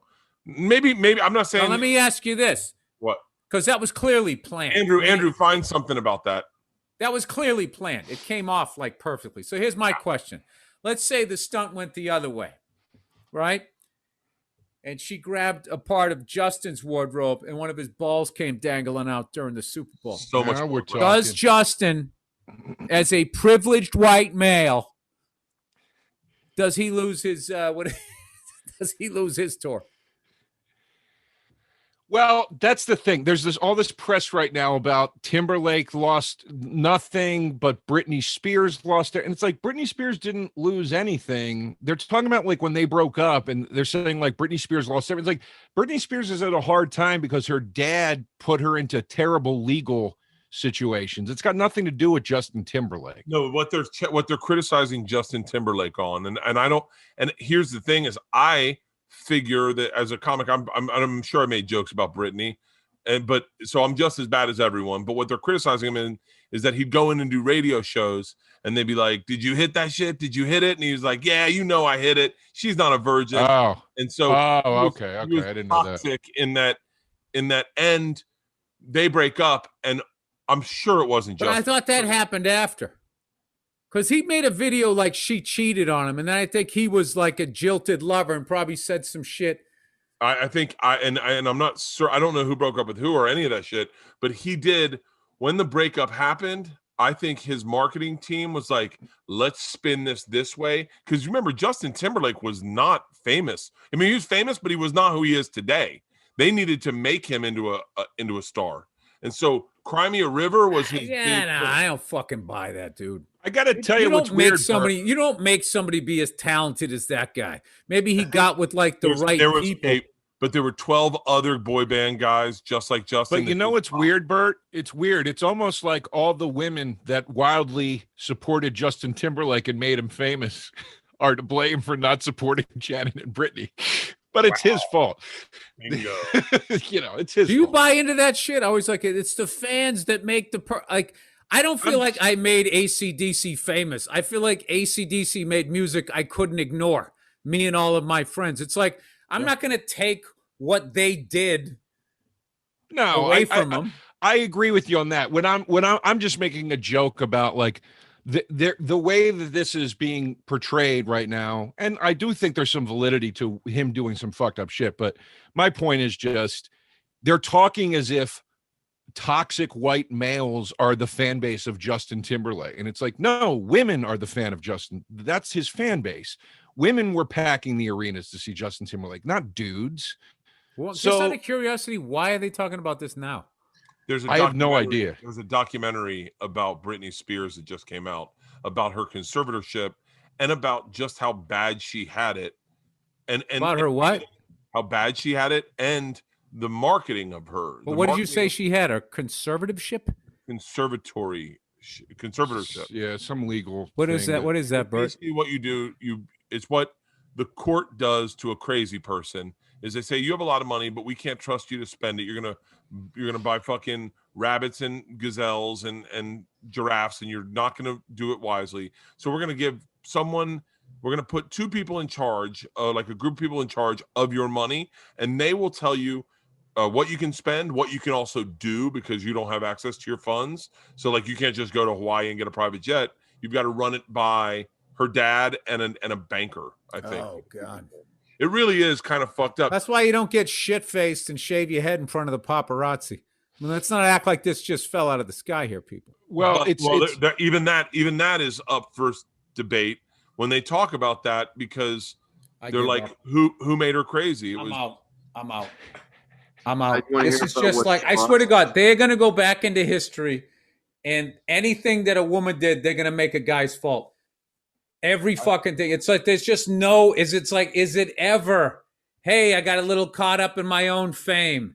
Hey, maybe I was drinking too much. Hey, maybe I surrounded myself with the wrong people. It's just like, come on, man. What drives me? What Janet Jackson lost after this? Yeah. All right. So didn't she also agree to have her titty come out on the fucking Super Bowl? I mean, you got to. That's the part I don't understand. That's network television. It's like they're both guilty. But now it's becoming like. Also, too, nobody's cursing Janet. Nobody's going, well, Janet, I guess your career just kept cruising as your brother Michael's crumbled. And it's like, I don't understand what the connection that's between. Not a good comparison, Joe, because this is like an incident that happened. And one person, there was nothing that happened to them. And the other, like, I mean. What did she lose? I don't know. I just don't get why Justin. You can't take your titty out on NBC. Okay. Well, people know this. But people knew that before then. I think it was one of those things. Well, let's do something shocking. It'll help both our ticket sales, and it blew up in their face. And it was almost like he was the getaway driver, and she went in to rob the bank. He fucking took off in the car. I mean, yeah. What did she lose? As far as rehearsals go, that was never done, him ripping that off. So that story sticks, that she didn't know that it was going to happen unless they talked about it. But it says that the Grammys were the following week, which both Timberlake and Jackson were scheduled to present and perform at. But Jackson was outright banned from the event, despite previous assurances from the Academy that both would attend, saying there's such a big difference. to putting a stage on AstroTurf than an appearance at the Grammy. Timberlake, on the other hand, attended and was allowed to perform. Clear Channel Communications, which owned Infinity Broadcasting and Viacom, MTV, and CBS, blacklisted all of Jackson's singles, music videos, banning her from all of the TV channels, radio stations. The company owned, stifling airplay and making her new album, Demita Joe, her lowest selling album since 1984. The disgraced singer was forced to resign from the movie deal she had just signed, and even a statue of Mickey Mouse wearing Jackson's Rhythm Nation costume was dismantled following the continued backlash. In an attempt to break the heat of the constant bashing, Jackson went on SNL mocking the entire situation. That sounds like the classic overreaction. Yeah. Yeah, and I mean, like, I agree with the take of, like, maybe Timberlake should have took up for her or whatever, or whatever. He absolutely should have. Yeah, I agree with that. He absolutely should have, but I don't buy that it was an accident. It came off in a perfect circle, and she does the... No, I don't buy that either. I think he should have... She would have been like that, I would think. I think he should have took up for her on television. I don't know. What annoys me is, yeah, I agree that he should have gotten her back. But what annoys me with the Britney thing is, like, the same press that was following her literally from location to location as she was collapsing in public. I remember that being, there were blow by blow where Britney is right now every 15 minutes on LA radio. I remember that, like, hearing that when I was in LA. And then she eventually shaves her head and she has a nervous breakdown. And it's like, the fucking press that caused all that are now going to sit there and try to kick the dirt over their own shit sins and go, well, poor Britney, you know, this way. And it's like, you guys did it. Yeah, they did that with Monica Lewinsky. Yeah. It's like he kept being, they go like, well, Bill Clinton kept being president and she was blah, blah, blah. It's like, no. She hosted SNL. A gig that took me 28 years of slinging jokes to get. She sucks one fucking dick and gets on the goddamn show, man. I'm supposed to sit there and look at you like you're a victim? He sucked a dick. When I first moved to LA, I was doing a TV show called The X Show, and I was living in a house up in the hills. And I come home from work one day, I'm in my room. I had a fridge in my room that had beer in there, and because I didn't want to go out, I didn't know anyone, so I didn't want to go out and walk back and forth to get beers all night, and then be like, "Look at this guy go!" Yeah. Hide it in the drawer. So I'm sitting in my room. I've maybe been in LA like 3 weeks, 2 weeks. And fucking Monica Lewinsky walks in my room. I go, like, I mean, really see a fucking great white shark swim past you. I'm like, and she was like, hey, I'm Monica. And I was like, I know who you are. She was like, I'm here with Matt. And we were wondering if you had any beer in here. And I was like, okay, all right. I was like, what the fuck? And then she just walked out. And I was like, wait, where are you going? I want to talk. Holy shit. Crazy. That's wild. Yeah. That's fucking wild. Yeah, I would have acted like I didn't know her. I feel bad for her. I still feel bad for her, but like just sitting there acting like, she just got flushed. It's like, no, man, like you hosted SNL. I mean, it's a dream gig. It's a dream gig for every comedian out there. Oh, it's a good gig, you know. Yeah, you blew by all of us. Hey, I wonder if do you think in like 10, 15 years they're going to look back at a couple of these Me Too cases? The bad date ones. And being like, should we have treated that person like Harvey Weinstein or whatever? They absolutely. Bill. I keep saying. I was saying it the other day about Gina Carraro or whatever her name is. It's like, look, you can say that her tweet was stupid or clumsy or whatever, but the reaction to it to me was so crazy that I was like, guys, this is going to be a thing that you look back on. And the example for that is everybody said George W. Bush was the devil. If you in any way supported him or liked him or whatever, you were the devil. There was something wrong with you. You were a racist. You were this, you were that. That fucking guy is on the talk show circuit now. He goes on Kimmel and he kicks back and he gets applause breaks. And everybody goes, he's kind of cute. Remember how dumb he was? Whatever. And they're going to be doing that with half of these canceled people and going, shit, man, sorry about that. Sorry about the last date. It's like a guy in jail for marijuana sales right now in LA. You know what I mean? I just saw Pee Wee Herman on the Wheel of Fortune. Yeah, that's what I'm saying. They ruined Pee Wee, dude. And he was jerking off where you're supposed to jerk off. What was he offending those other fucking people jerking off? Remember that? Those local that cops. mugshot? Those local cops saw a big score. That's what they saw. No, it was one closeted police chief. He's like, these guys are getting away watching gay porn and jerking off. We're not allowed to do this. We're busting them every Friday night. Dude, I thought he was going to get out of it because he went on the MTV Music Awards right after it and had a great opening line. He came out. He's like, hey, and everybody was going nuts applauding him. Yeah. And he was like, heard any good jokes lately? And everybody died laughing. And I was psyched. I'm like, he's back. And then that was it. Remember Dice? I didn't even like Pee Wee till I knew he jerked off.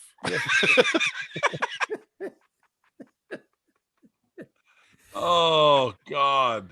Yeah. Oh shit, It's boys. a weird time. I don't know. I kind of I have unless you did some truly horrible shit. I mean, If you hurt someone, I don't have time for you. But if we're talking about words, like even bad words, I'm like, come on, man. I mean, No. I wouldn't say that. No, if you're just saying overtly racist shit, yeah. no, but yeah, if you make like a bad comparison, yeah, if you come off like Joe trying to find where Atlanta is compared to New York, yeah, that's not like, homophobic. That's just ignorant.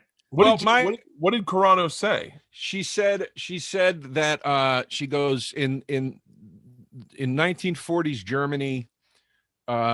I'm paraphrasing, but she said in 1940s Which is always Germany, a good thing to do on something like this, Joe. By all means, let's hear your take on the tweet. I don't have the quote in front of me, but she said she basically compared political beliefs now being persecuted to the fact that in 1940s Germany, the way the Nazis were so able to take power and do whatever they wanted was because they brainwashed citizens into picking on their Jewish neighbors and eventually attacking their Jewish neighbors.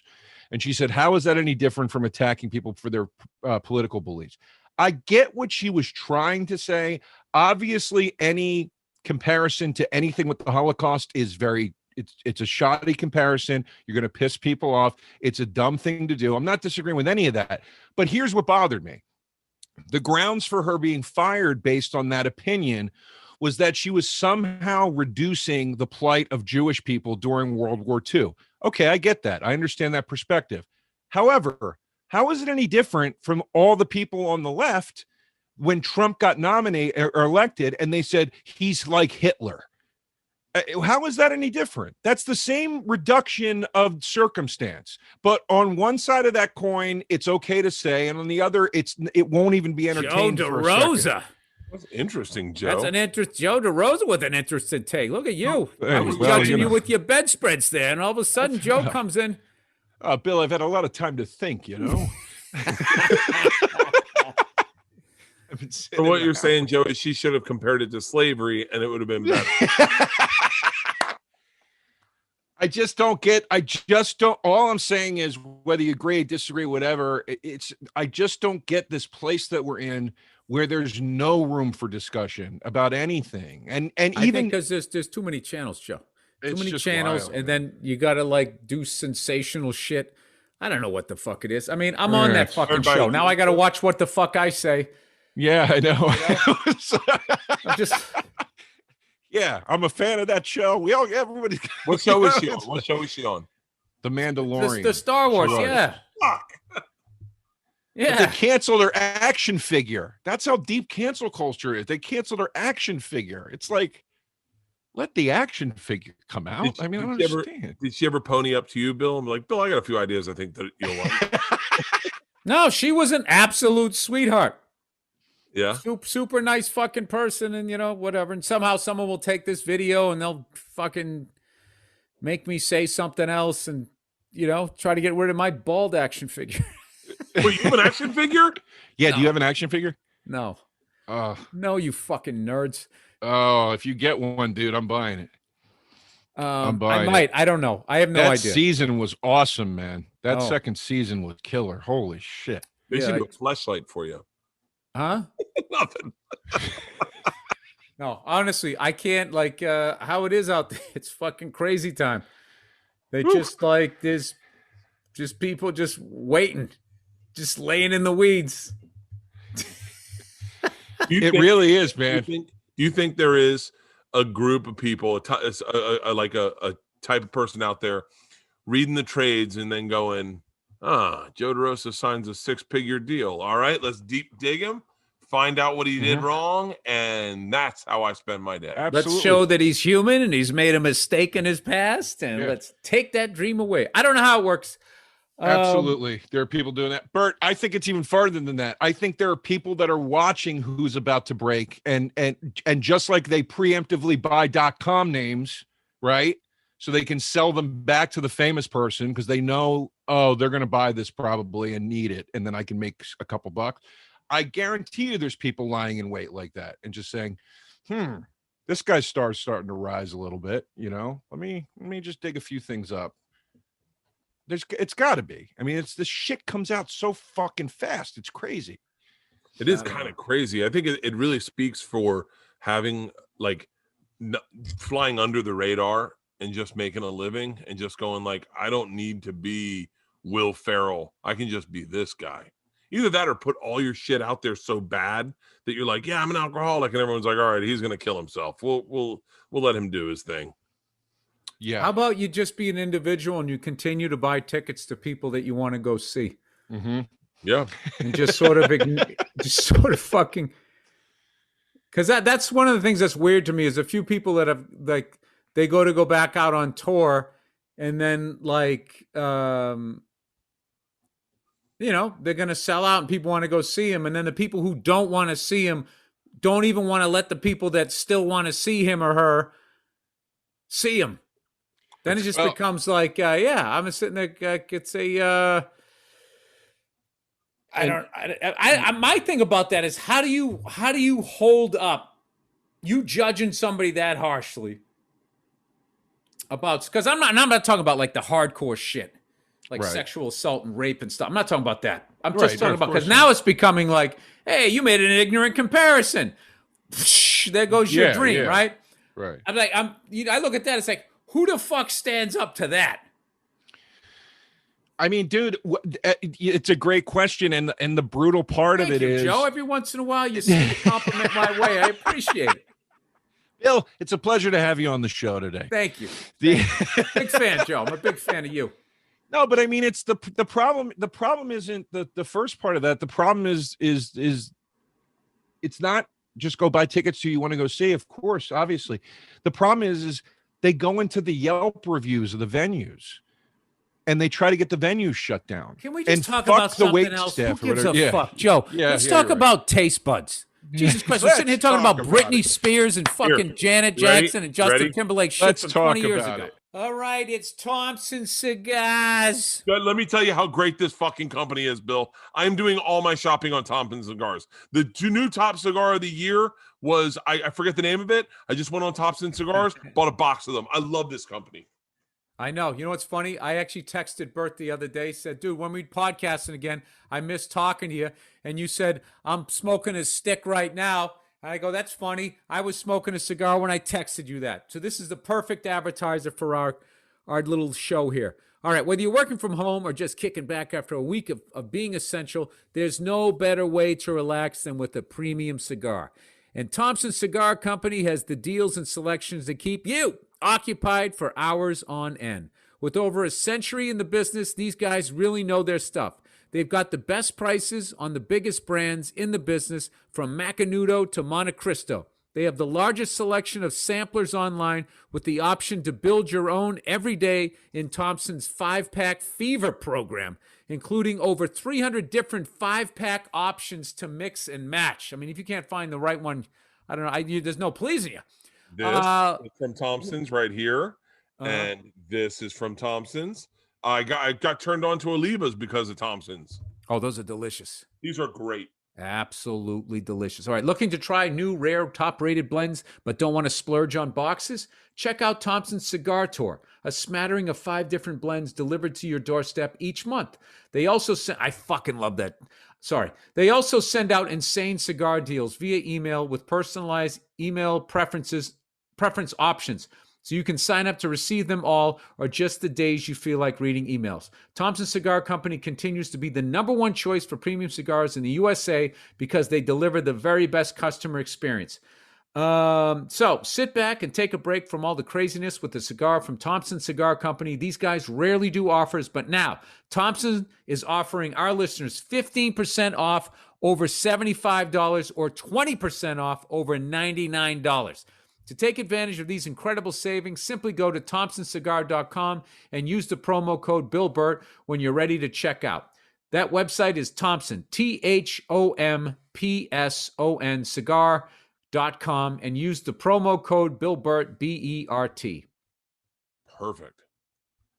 The best way to prevent hair loss is to do something about it while you still have some options. God damn it. I started losing my hair when I was 22 years old, and I did something about it. Back then, you had to go to a doctor's office, wait in a long line, go to a pharmacy. You had to tell 9 people you were losing your hair. It was so embarrassing. And by the way, I'm shocked I even did it. Well, 4hims.com is one-stop shopping for hair loss, skincare, and sexual wellness, all for men. Here's what's great about this company. This company was created by a guy who knew that the majority of men would rather have a conversation about their health or hair loss or skin care or sexual wellness online than in person. These are real FDA-approved products to treat hair loss. 4hims is helping guys be their best versions of themselves with licensed medical professionals. No snake oil pills or gas station remedies. Prescription solutions backed by science. 4hims connects you with licensed medical professionals online, which would save you hours. Completely confidential and discreet. Answer a few quick questions. Medical professional is going to review, and they'll determine if it's right for you. And if they can prescribe you the medication to treat hair loss, it's going to be shipped directly and discreetly to your door. Today, Hims is giving you their best offer yet. If you're not happy with the results after 90 days, Hims will give you a full refund. And right now, our listeners can get their first visit absolutely for free. Just go to 4hims.com/BillBert. That's 4hims.com/BillBert. Disclaimer: prescription products require an online consultation with a healthcare provider who will determine if a prescription is appropriate. Restrictions apply. See the website for full details and important safety information. Remember, that's 4hims.com/BillBert. Dude, you did that perfect. Yeah. All right. Lastly, but not leastly, Stitch Fix, everybody. You know, online shopping can be daunting. You never know if things will fit, returns are difficult, and you don't even know what store to start with. This season, let Stitch Fix do all the hard work. As the days get longer and the weather gets colder, it may be time to take a look at your winter wardrobe. If you want to make a change this season, Stitch Fix can help you choose new pieces you'll love. If your go-to outfit in 2020 has become sweatshirts and yoga pants, you may be feeling like your style's in a rut. Let Stitch Fix help you feel excited about what you're wearing. Did you just look over your current cold weather wardrobe options and get a chill? It's time to ditch that old sweater and upgrade that jacket. A Stitch Fix personal stylist can help you pick new pieces that are timeless. Stitch Fix offers clothing hand-selected by experts for your unique size, style, and budget. Every piece is chosen for your fit and your life, and it's the easy solution to finding what makes you look your best and feel your best. Try on pieces at home before you buy, keep your favorites, and send back the rest. Stitch Fix has free shopping, easy returns, and exchanges. And a prepaid return envelope is included. There's no subscription required. Try Stitch Fix once or set up automatic deliveries. You'll pay just $20, a $20 styling fee for each box, which gets credited towards pieces you keep, and there are no hidden fees ever. Stitch Fix has styles and clothing to fit any occasion for women, men, and kids. They ship all over the U.S. and available in the United Kingdom as well. Get started today at stitchfix.com/BillBert. That's what I'm guessing because I don't have it here. Andrew, is it Bill Bert? That's it. Yes, that's what it says. Sorry. Yeah, it says Bill Bert. Sorry. Oh, okay. Oh, it says view entire message. That's Oh, it got cut off in the end. Sorry. And you get 25% off everything. And yeah, okay, I got it. All right. Get started today at stitchfix.com/BillBert, and you get 25% off when you're keeping everything in your fix. That's stitchfix.com/BillBert for 25% off when you're keeping everything in your fix. Stitchfix.com/BillBert. Russia is the world's largest country. Drag and drop it near the equator, and you'll see how truly huge Africa is. Mhm. Russia at 6.6 million square miles hails in comparison to Africa, which is 11.73 million square miles. Okay. Africa is almost twice the size of Russia. Yeah, I know, Okay. but for a country, that's impressive. That it can be half the size of a continent. Yeah, it's interesting to me that Mhm. that Russia in the corner, like it goes like this is Russia, St. Petersburg, Moscow, but it goes all the way over here. There we go. Dude, it goes from Lithuania to fucking Look at- Alaska. Look, it goes around. It goes around China. So right through this little pass, if you see, look at the. I don't know. I'm turning Africa on its side. It's kind of looking like it fits in there. So Am I crazy? This map This is map stinks. no, the light blue. Or am I dumb?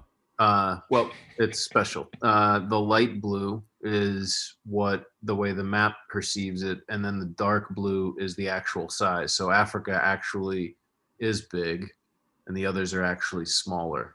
Oh, so the dark is oh, I get it, because it's at the top of the globe, which is smaller. But I thought the world was flat, man. Oh, I get it. Oh, it's not even close. Oh, I see it. Wait, what are get it you saying? What's So the the difference in the dark color? blue- I missed it. Sorry. Dark blue. Because of where they are on the globe, Joe.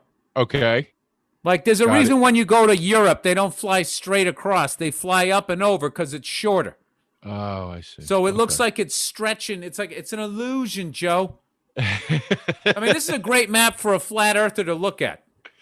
Yeah, it is. It's a good one. Do you know there's a group of people out there that want to go to the if you notice, like, whatever's on the equator is sort of actual size. And the further north you get, it gets smaller. Look how fucking small Canada is. Did you watch that documentary about the flat earther that was building the rock? Wait, I heard he was using them, though. He was. using them. Yeah, he was using their money. I'm going to prove it Oh to you. no, yeah, he said it was a stunt, but the documentary is it's just really funny because this fucking lunatic is just building these. He taught himself rocket science literally, and he's just in his backyard, like, all right, here we go, and just taking off in these rockets he's building from like parts he collects. Dude, do you realize I can't even insane. do the fucking balls that takes. Yeah, I know, Slash it's- lack of brains. Do you know there's a group of people trying to get money to charter a boat because they're going to go down to Antarctica. These are flat earthers. They're going to go down there and look at the ice wall. They believe there's a giant wall of ice. I support it 100% just so they shut the fuck up. Let them go. Give them the money. Let them go. Bring I us want back them to go, proof. and Yeah, I want to that's see the way Bert wants to see people's orgasms faces. I want to see their oh my god, there is no ice wall, and I'm freezing my ass off here, and I just paid $8,000 a head the ice wall. to go down here.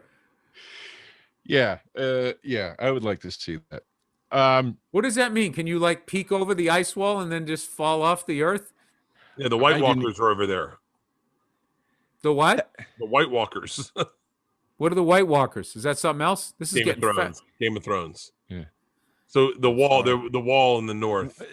What is I never even knew they thought there was an ice wall there. What do they think that is? I don't understand. Ice wall conspiracy. Like a Antarctica. cliff? Here we go. And it's just down in Antarctica. Flat Earthers cruise will sail to Antarctica ice wall. Oh, this is March 22nd, 1999. Are they still going? They're waiting for Y2K. I think they were rowing out there. The journey will take place in 2020. Oh, and yet another thing because of COVID. Uh-huh. That's what they think the world looks like They a think it's- coaster. But they think you'll stand on that ice wall and see outer space, basically. I like the one where there's like earth underneath it, and you can hold the earth like a snow cone, and like Yeah. put different flavors in Antarctica. Yeah. Yeah, I hear you. I like when it's on like a turtle's back. That's wild, man. Jesus. It's so wild. It would be cool if it was true. I mean, sure, it'd be, but it's just insane. Like, people have sailed around the world and stuff. I've flown around it. Now, granted, I didn't have a compass. They could have been doubling back. big turns, Bill. I'd like to think I would have noticed. I would have seen my drink going like this, right? The centrifugal force makes it stay level. Could have been just doing figure eights, and we're back. All the pilots are in on it. I want to see. That's why they all drink like Denzel in that movie. They're just sitting on that giant. I want to see them sail off from their starting point, right, and disappear into the horizon as they're like, "Well, we'll be back. We're gonna get pictures of the ice wall," and then a month later, they come back from the other side.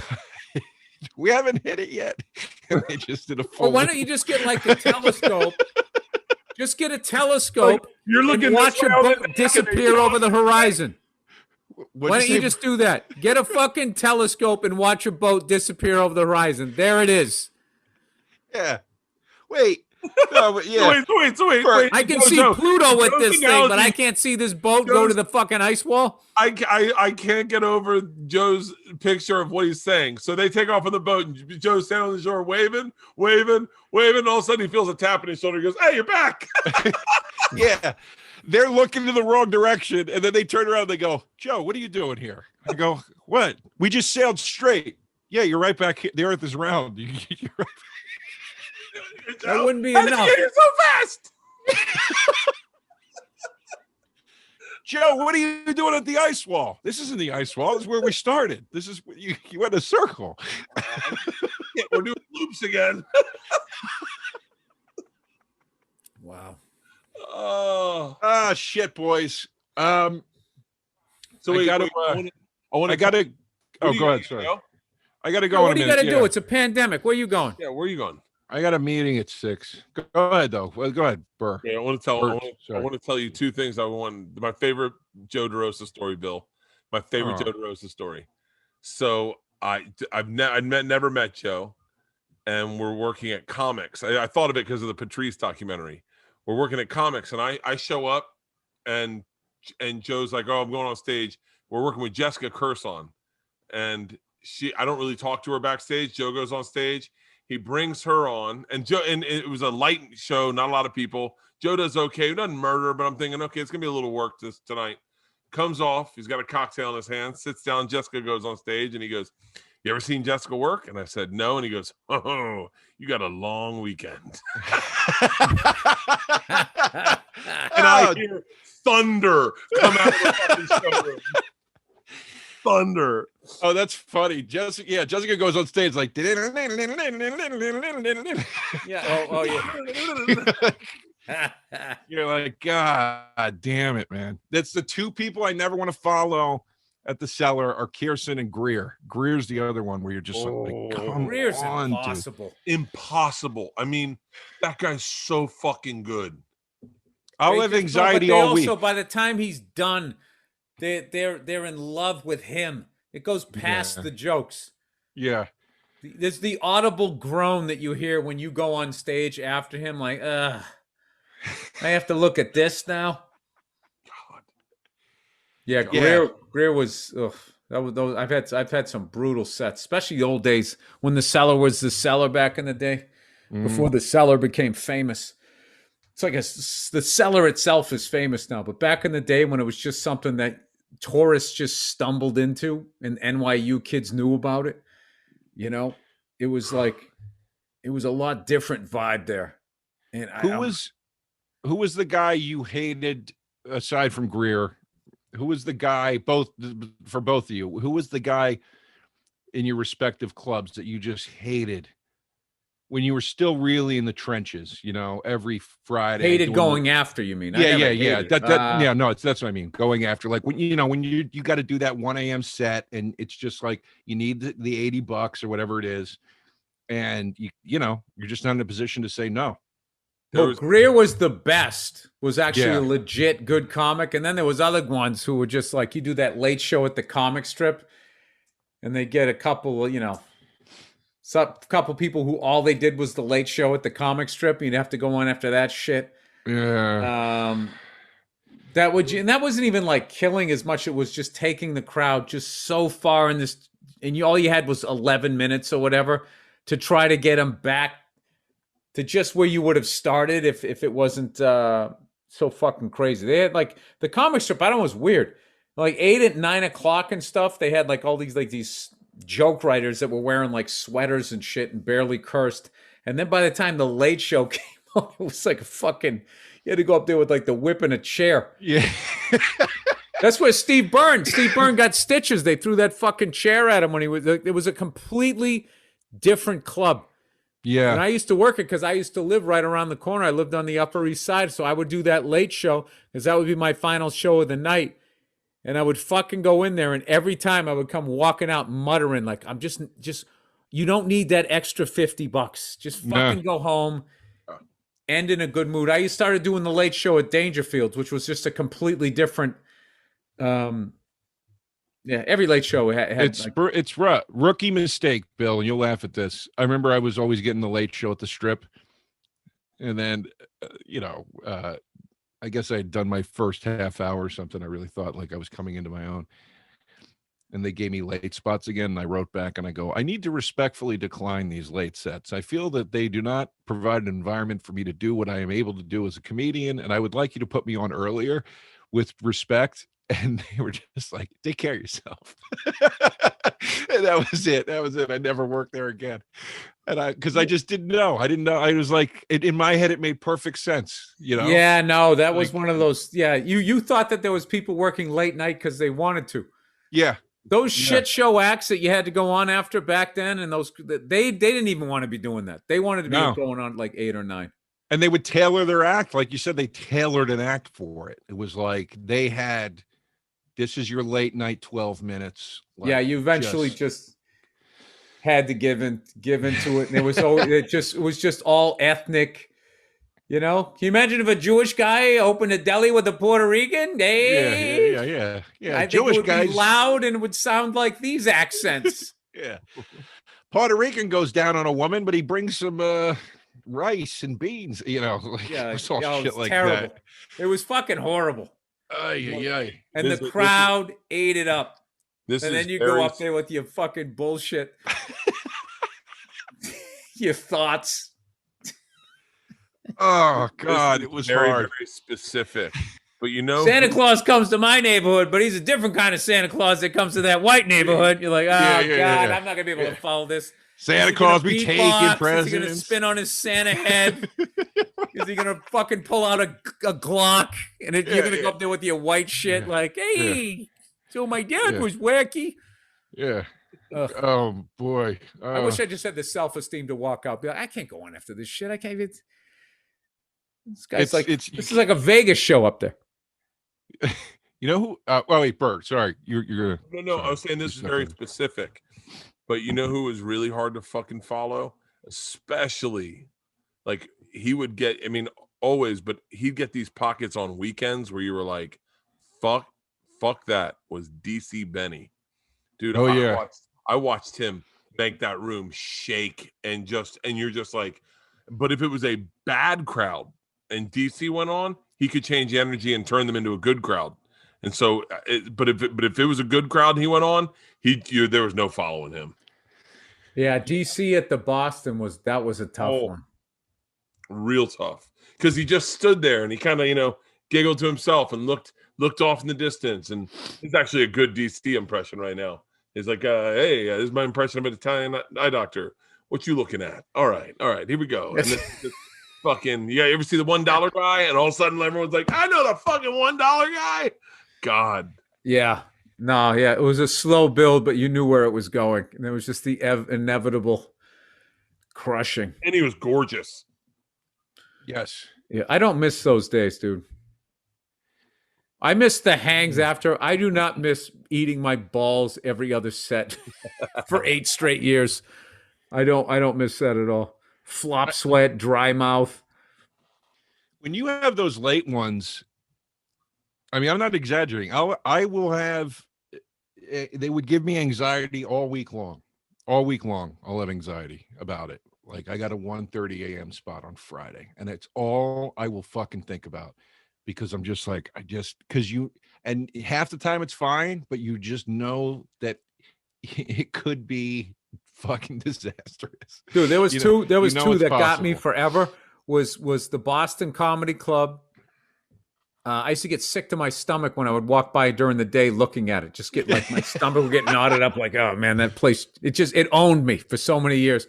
And then Talent had a room, LeBar Bat. Did you ever do that one? On the Upper West Side? It closed before I did tons of shows with Talent. I never did that one before it closed. But dude, LeBar Bat.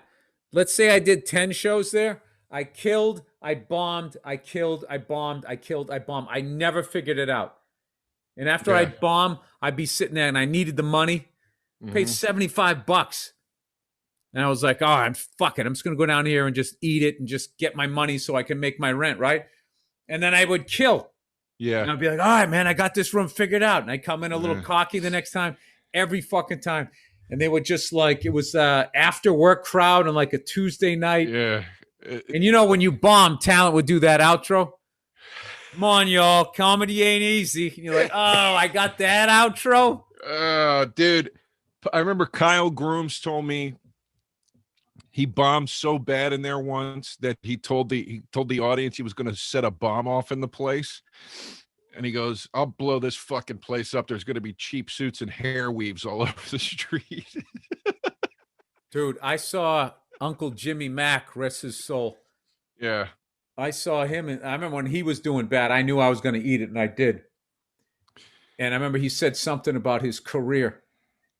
And this woman just yelled at dead silence, said, N-word, what career? And everybody just laughed at him. Oh my just God. like, oh my God. Yeah, dude. Jesus and then you're just Christ. sitting there like going, just all your material, like, can't do that. Can't do that one. And you're just looking for that oasis. Like, what can I open with? What can I open with? And then all of a sudden, just clap it up, clap it up, clap it up. Coming to the stage now. And you're like, I got nothing. I got nothing. It gives me such anxiety to think about it, dude. Dude, I remember doing a show with Talent. It was Talent, me, and one other guy. And I was featuring, and Talent was hosting. It was a weekly room he had, and he would just do it with 3 comics every week. I won't say who the headliner was because he ate his ass. Just whisper it and have Andrew edit it out. Cover your mouth and say it, and Andrew will edit it out.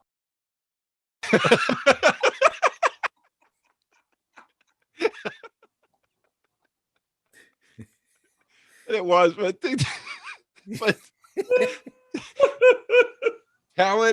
Talent was hosting his own show and struggling. And when you saw him struggling, you were like, Jesus Christ, this is going to be a fucking dog. I've never seen him have a bad set ever. It was once in a while you'd be in one of his rooms and it would just be like, it was just too rough.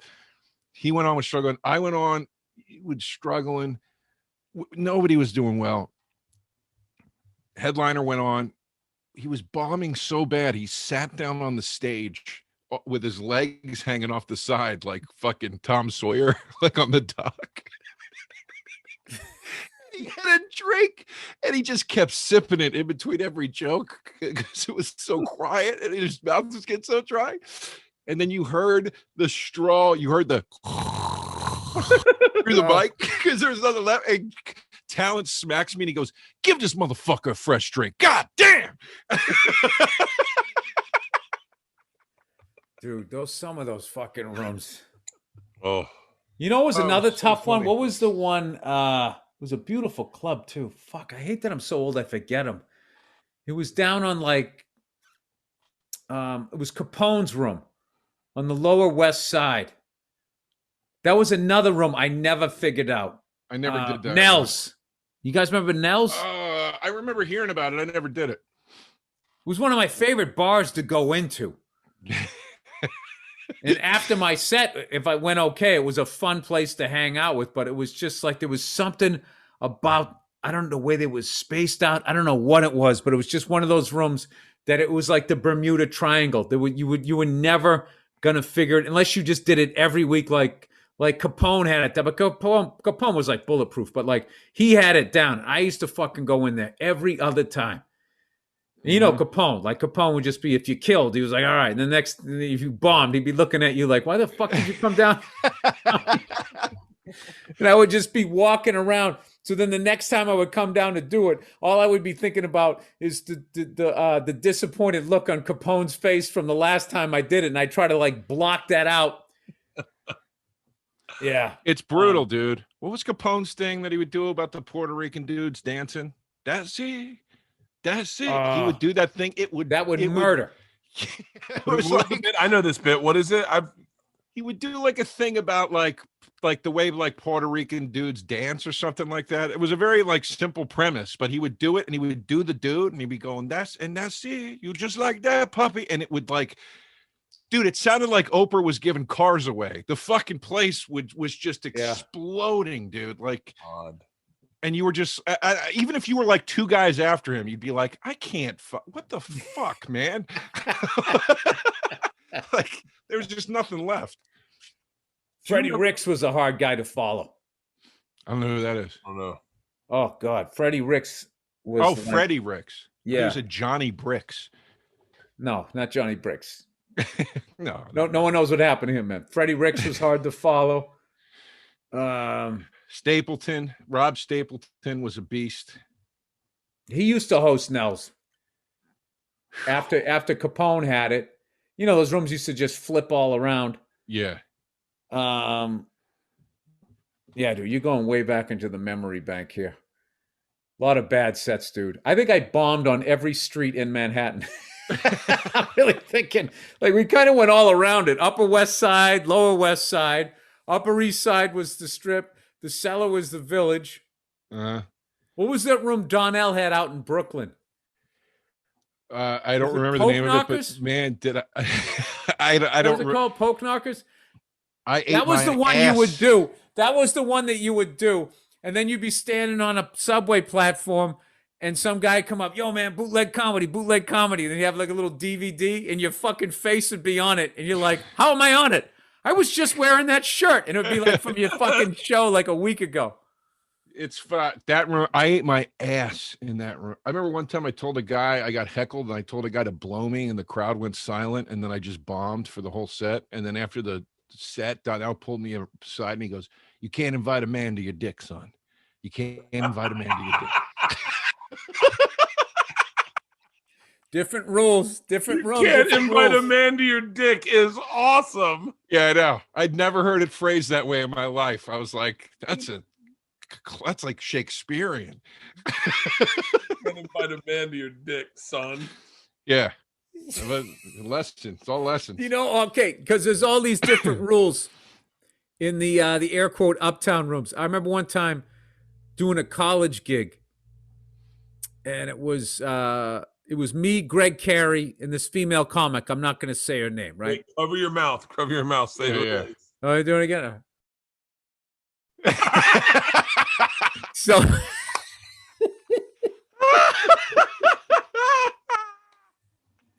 We're going to start a new podcast called Cover Your Mouth. I thought you were going to say. No. That would have been hilarious. So we show up and we're thinking it's going to be a college kids, you know, basically mostly white kids with, you know, smattering or whatever, right? It was the opposite. It was an all black crowd. So we're going up. So she's kind of freaking out. And I was like, listen, these crowds, all you got to do is you get that first joke in, you're good. And you'll ride that wave and it'll be the greatest crowd ever. I didn't tell her the other thing. If you don't get them in that first one, you're going to wonder why you ever got in this fucking business. So she went up there and was fucking murdering, just talking about her life. Great. Yeah, because, you know, she was beautiful. So first they were like, what the fuck, you know, standoffish. And then she got him and she was fucking murdering. And she was talking about being drunk and going into the ladies' room. And it was all working. And she's going, you got that? And your legs up. And she was acting it out. And everybody's rocking, dying, laughing. And then she goes, and then your hair's sweeping on the floor. And then crickets. And I looked over at Greg Carey and I go, she brought up hair. And he goes, she brought up hair. And then that was it. Oh. That was it. Because she had like network news anchor woman hair. Yeah. So and then so I think at first people pulling back, and then when she was self-deprecating, they were on board. And then when she brought it up, it would turn. It would turn on like, dude. dime. When I tell you, and then she was like, "What the fuck happened?" Oh my God. And then she didn't know how to get out of it. And then she started rushing, dude. And it was like, I've never seen a set like that, where it was just like, okay, she's got him. Oh my God, she's gonna get a standing ovation. Holy shit. She should quit comedy. She shouldn't do this anymore. Wow, dude, that's wild. But those crowds, like, that would happen. And I remember doing a show I think it was in Bed-Stuy for Kenny Williams. And I went on in the first 6 minutes. I was doing really, really well. I remember I brought Craig Baldo with me, and Craig Baldo got on stage and did a joke about Chris Isaac at an all-black room in Bed-Stuy. They were like, who the fuck are you talking about? I just remember seeing him on stage going, and I've never fallen. He was singing that song. It was just like, what? Anyway. I have to be honest with you, dude. I miss that New York. It was wild, right? That New York that you could just walk in and do stand-up. You could get out in front of a group full of people, and they would be looking at you like you were from another planet. Like your mainstream white shit that was on every channel. They were living in such a different world that it was just like, and then they would bring, I remember Charlie Murphy getting mad at me because I told him I hadn't heard of James Brown until Eddie did the bit on him. He's like, fuck you, man. You knew who James Brown was. Because that was like me saying if somebody not knowing who AC/DC was to me. Right. Like fucking, he came back to it like 20 minutes later. We were riding to a gig together. And we were talking about other shit. And he goes, get the fuck out, man. You know who James Brown was. You at least heard, I Feel Good. You must have heard that shit. And I didn't understand it till years later. They had how good James Brown was. Right. The whole world should have back then, everybody knows him now, but back then, growing up, I should have known him as well as I knew fucking Paul McCartney and Wings. Right. Like I knew that shit. James Brown's out there like blowing out an ACL every fucking show, giving the greatest show ever, and I had no idea who he was until his brother did him. And he's special. It was an interesting. Oh, that's right. It was Eddie that did him. I didn't realize. I'm thinking, yeah, that is upsetting, but it's Eddie Murphy's brother you're talking to. I forgot about that. Yeah. God. It was an interesting. You're right, and it doesn't really exist anymore. But it was a very interesting New York. There were like at least three distinct circuits of comedy with three very distinct different audiences. And that ridiculously overlapped because, like, Talon had a room one time diagonally across from Dangerfields. Yeah, and Dangerfields was a completely different pool of white people. This was like this old school bridge and tunnel. Yeah. Like it felt like they'd all still been coming there since '86, and then then you could walk across the street, go do Talent's room, and it was like the whole what were the big Power 106, Hot 97, 106 in Park, all of that shit that was going on was all in that room, right? And then the same thing with you do like the Boston or the Cellar, and it was that type of room, right? And then you walk NYU skater kids. Yeah, you go a couple blocks east and you're in like a bookstore, or a basement library, and kids are like, they want like literature references in the jokes. Do you remember in the West Village? Do you remember the Gangsta Gays? That was like a thing for a minute. Yep. Yeah. And those hardcore lesbians would walk down the street waiting for you to look at their chick. Totally. I used to date a chick that lived in that neighborhood. I used to get threatened every fucking I did like just sit there and try to just put a 600-yard stare. That McDonald's. That was that McDonald's where the Fat Black is in the West Village. The McDonald's like two doors down. Oh. That closed down? No, it's still there. No, it closed down. It did? Oh yeah. When? I just read an article about it. It closed down. I was going to say shit still jumps off. It was still like in the last month of New York being open. I remember going in there and being like, this McDonald's still gets crazy. Like it Dude, I'll doesn't tell matter you- how much they fancy up the West Village. That McDonald's That goes. Ben's Pizza, Yeah.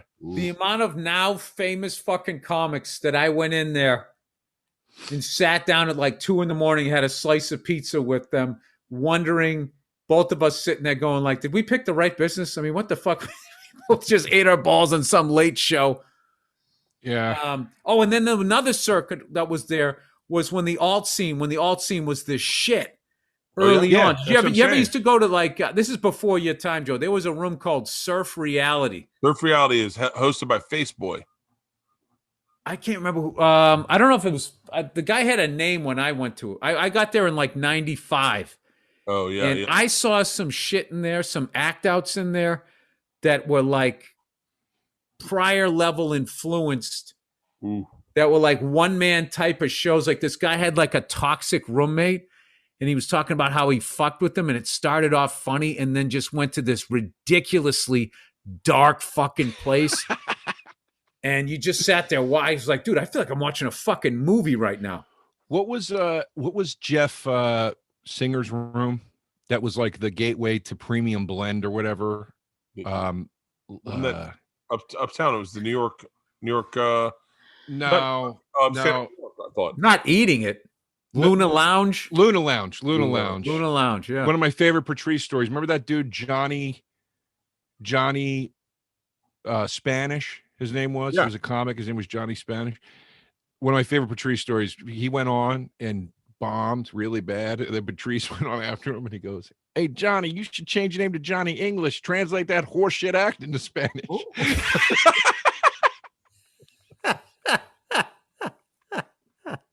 Like just the meanest possible thing you could. Oh.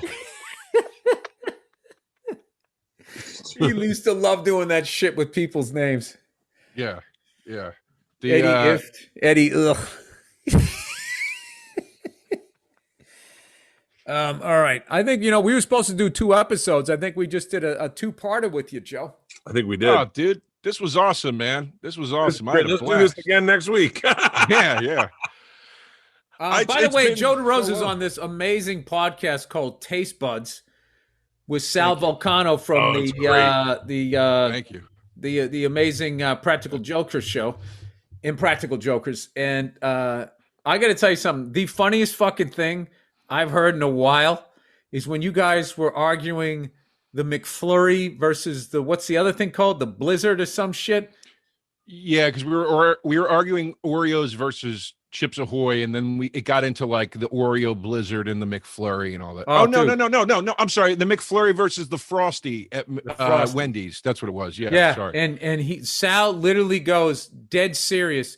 He was talking about how much the Blizzard was better. He goes, I got blah blah blah. Because I'll tell you right now, the McFlurry can take a fucking walk. And he said it with like such passion. I'm like, who the fuck gives a shit about shakes like that? So I texted him, the McFlurry can take a fucking walk. And I had the 3 crying emojis. And he just wrote, ha ha. And he goes, and it can too. Like, he was serious. And he told me, he goes, I just had a Blizzard. My favorite thing he ever said on that show was he was talking about how the quality in food products has dropped. And dead serious, he goes, Hawaiian Punch went from 62 ounces to 58 right under our noses.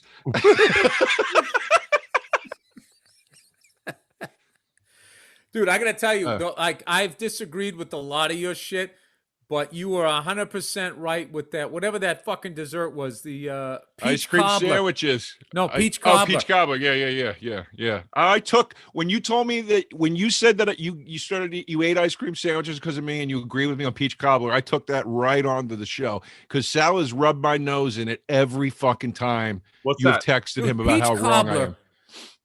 My sister-in-law makes a good one. It's kind of like peach cobbler is the coleslaw of desserts. Where most people, it's all milky and runny. Yeah. Now people learned how to make it more hearty. Like the crust is non-existent. When I eat fucking peach cobbler, I feel like it's gone through a cow's like 2 out of the 3 stomachs, and then it just yacked onto the fucking plate. It's all like warm and pre-chewed. I hate peach cobbler. Yeah, I think it's gross, man. I think it's really gross. I don't think peaches translate for the most part. I don't think peaches translate well outside of their original form. It's something like when you get Would a you say they're peach- limited, Joe? I would say they're limited. But they're just they lose something when a peach gets hot. It doesn't have the same tartness for whatever reason. I don't know why. Peach candy never really quite tastes like peach gum. You know, it's like it's just a weird. I like peach iced tea, but would you say, Bert? Peach schnapps is great. Yes, that's very good. Yeah, nice fuzzy navel. All right, we should wrap this up before we end up going back to Britney Spears again. If we're going to be sitting here talking about peach schnapps. Hey, right. Bert, by the way, congratulations on your Tampa Bay Buccaneers. Fuck yeah, that was great. Thank you. I love that Super Bowl. That was a perfect game plan, executed flawlessly. Absolutely loved it. All right, we got to wrap up here. And everybody, the wonderful, Thanks the for having me, lovely, guys. the influential, the sober, For now. teen idol sensation from the Opie and Anthony program, Mr. Joe DeRosa. Thank you for having me, coming guys. on. Thanks, Joe. Thanks Sorry. for having me. Check out Taste Buds on the No Press Network on YouTube and also the Hey Babe podcast on there. So thanks for having me, guys. Take care. All right, This Joe. was so We'll fun. see you next time. All right, keep fighting the good fight there, cutie pie. You too. See ya.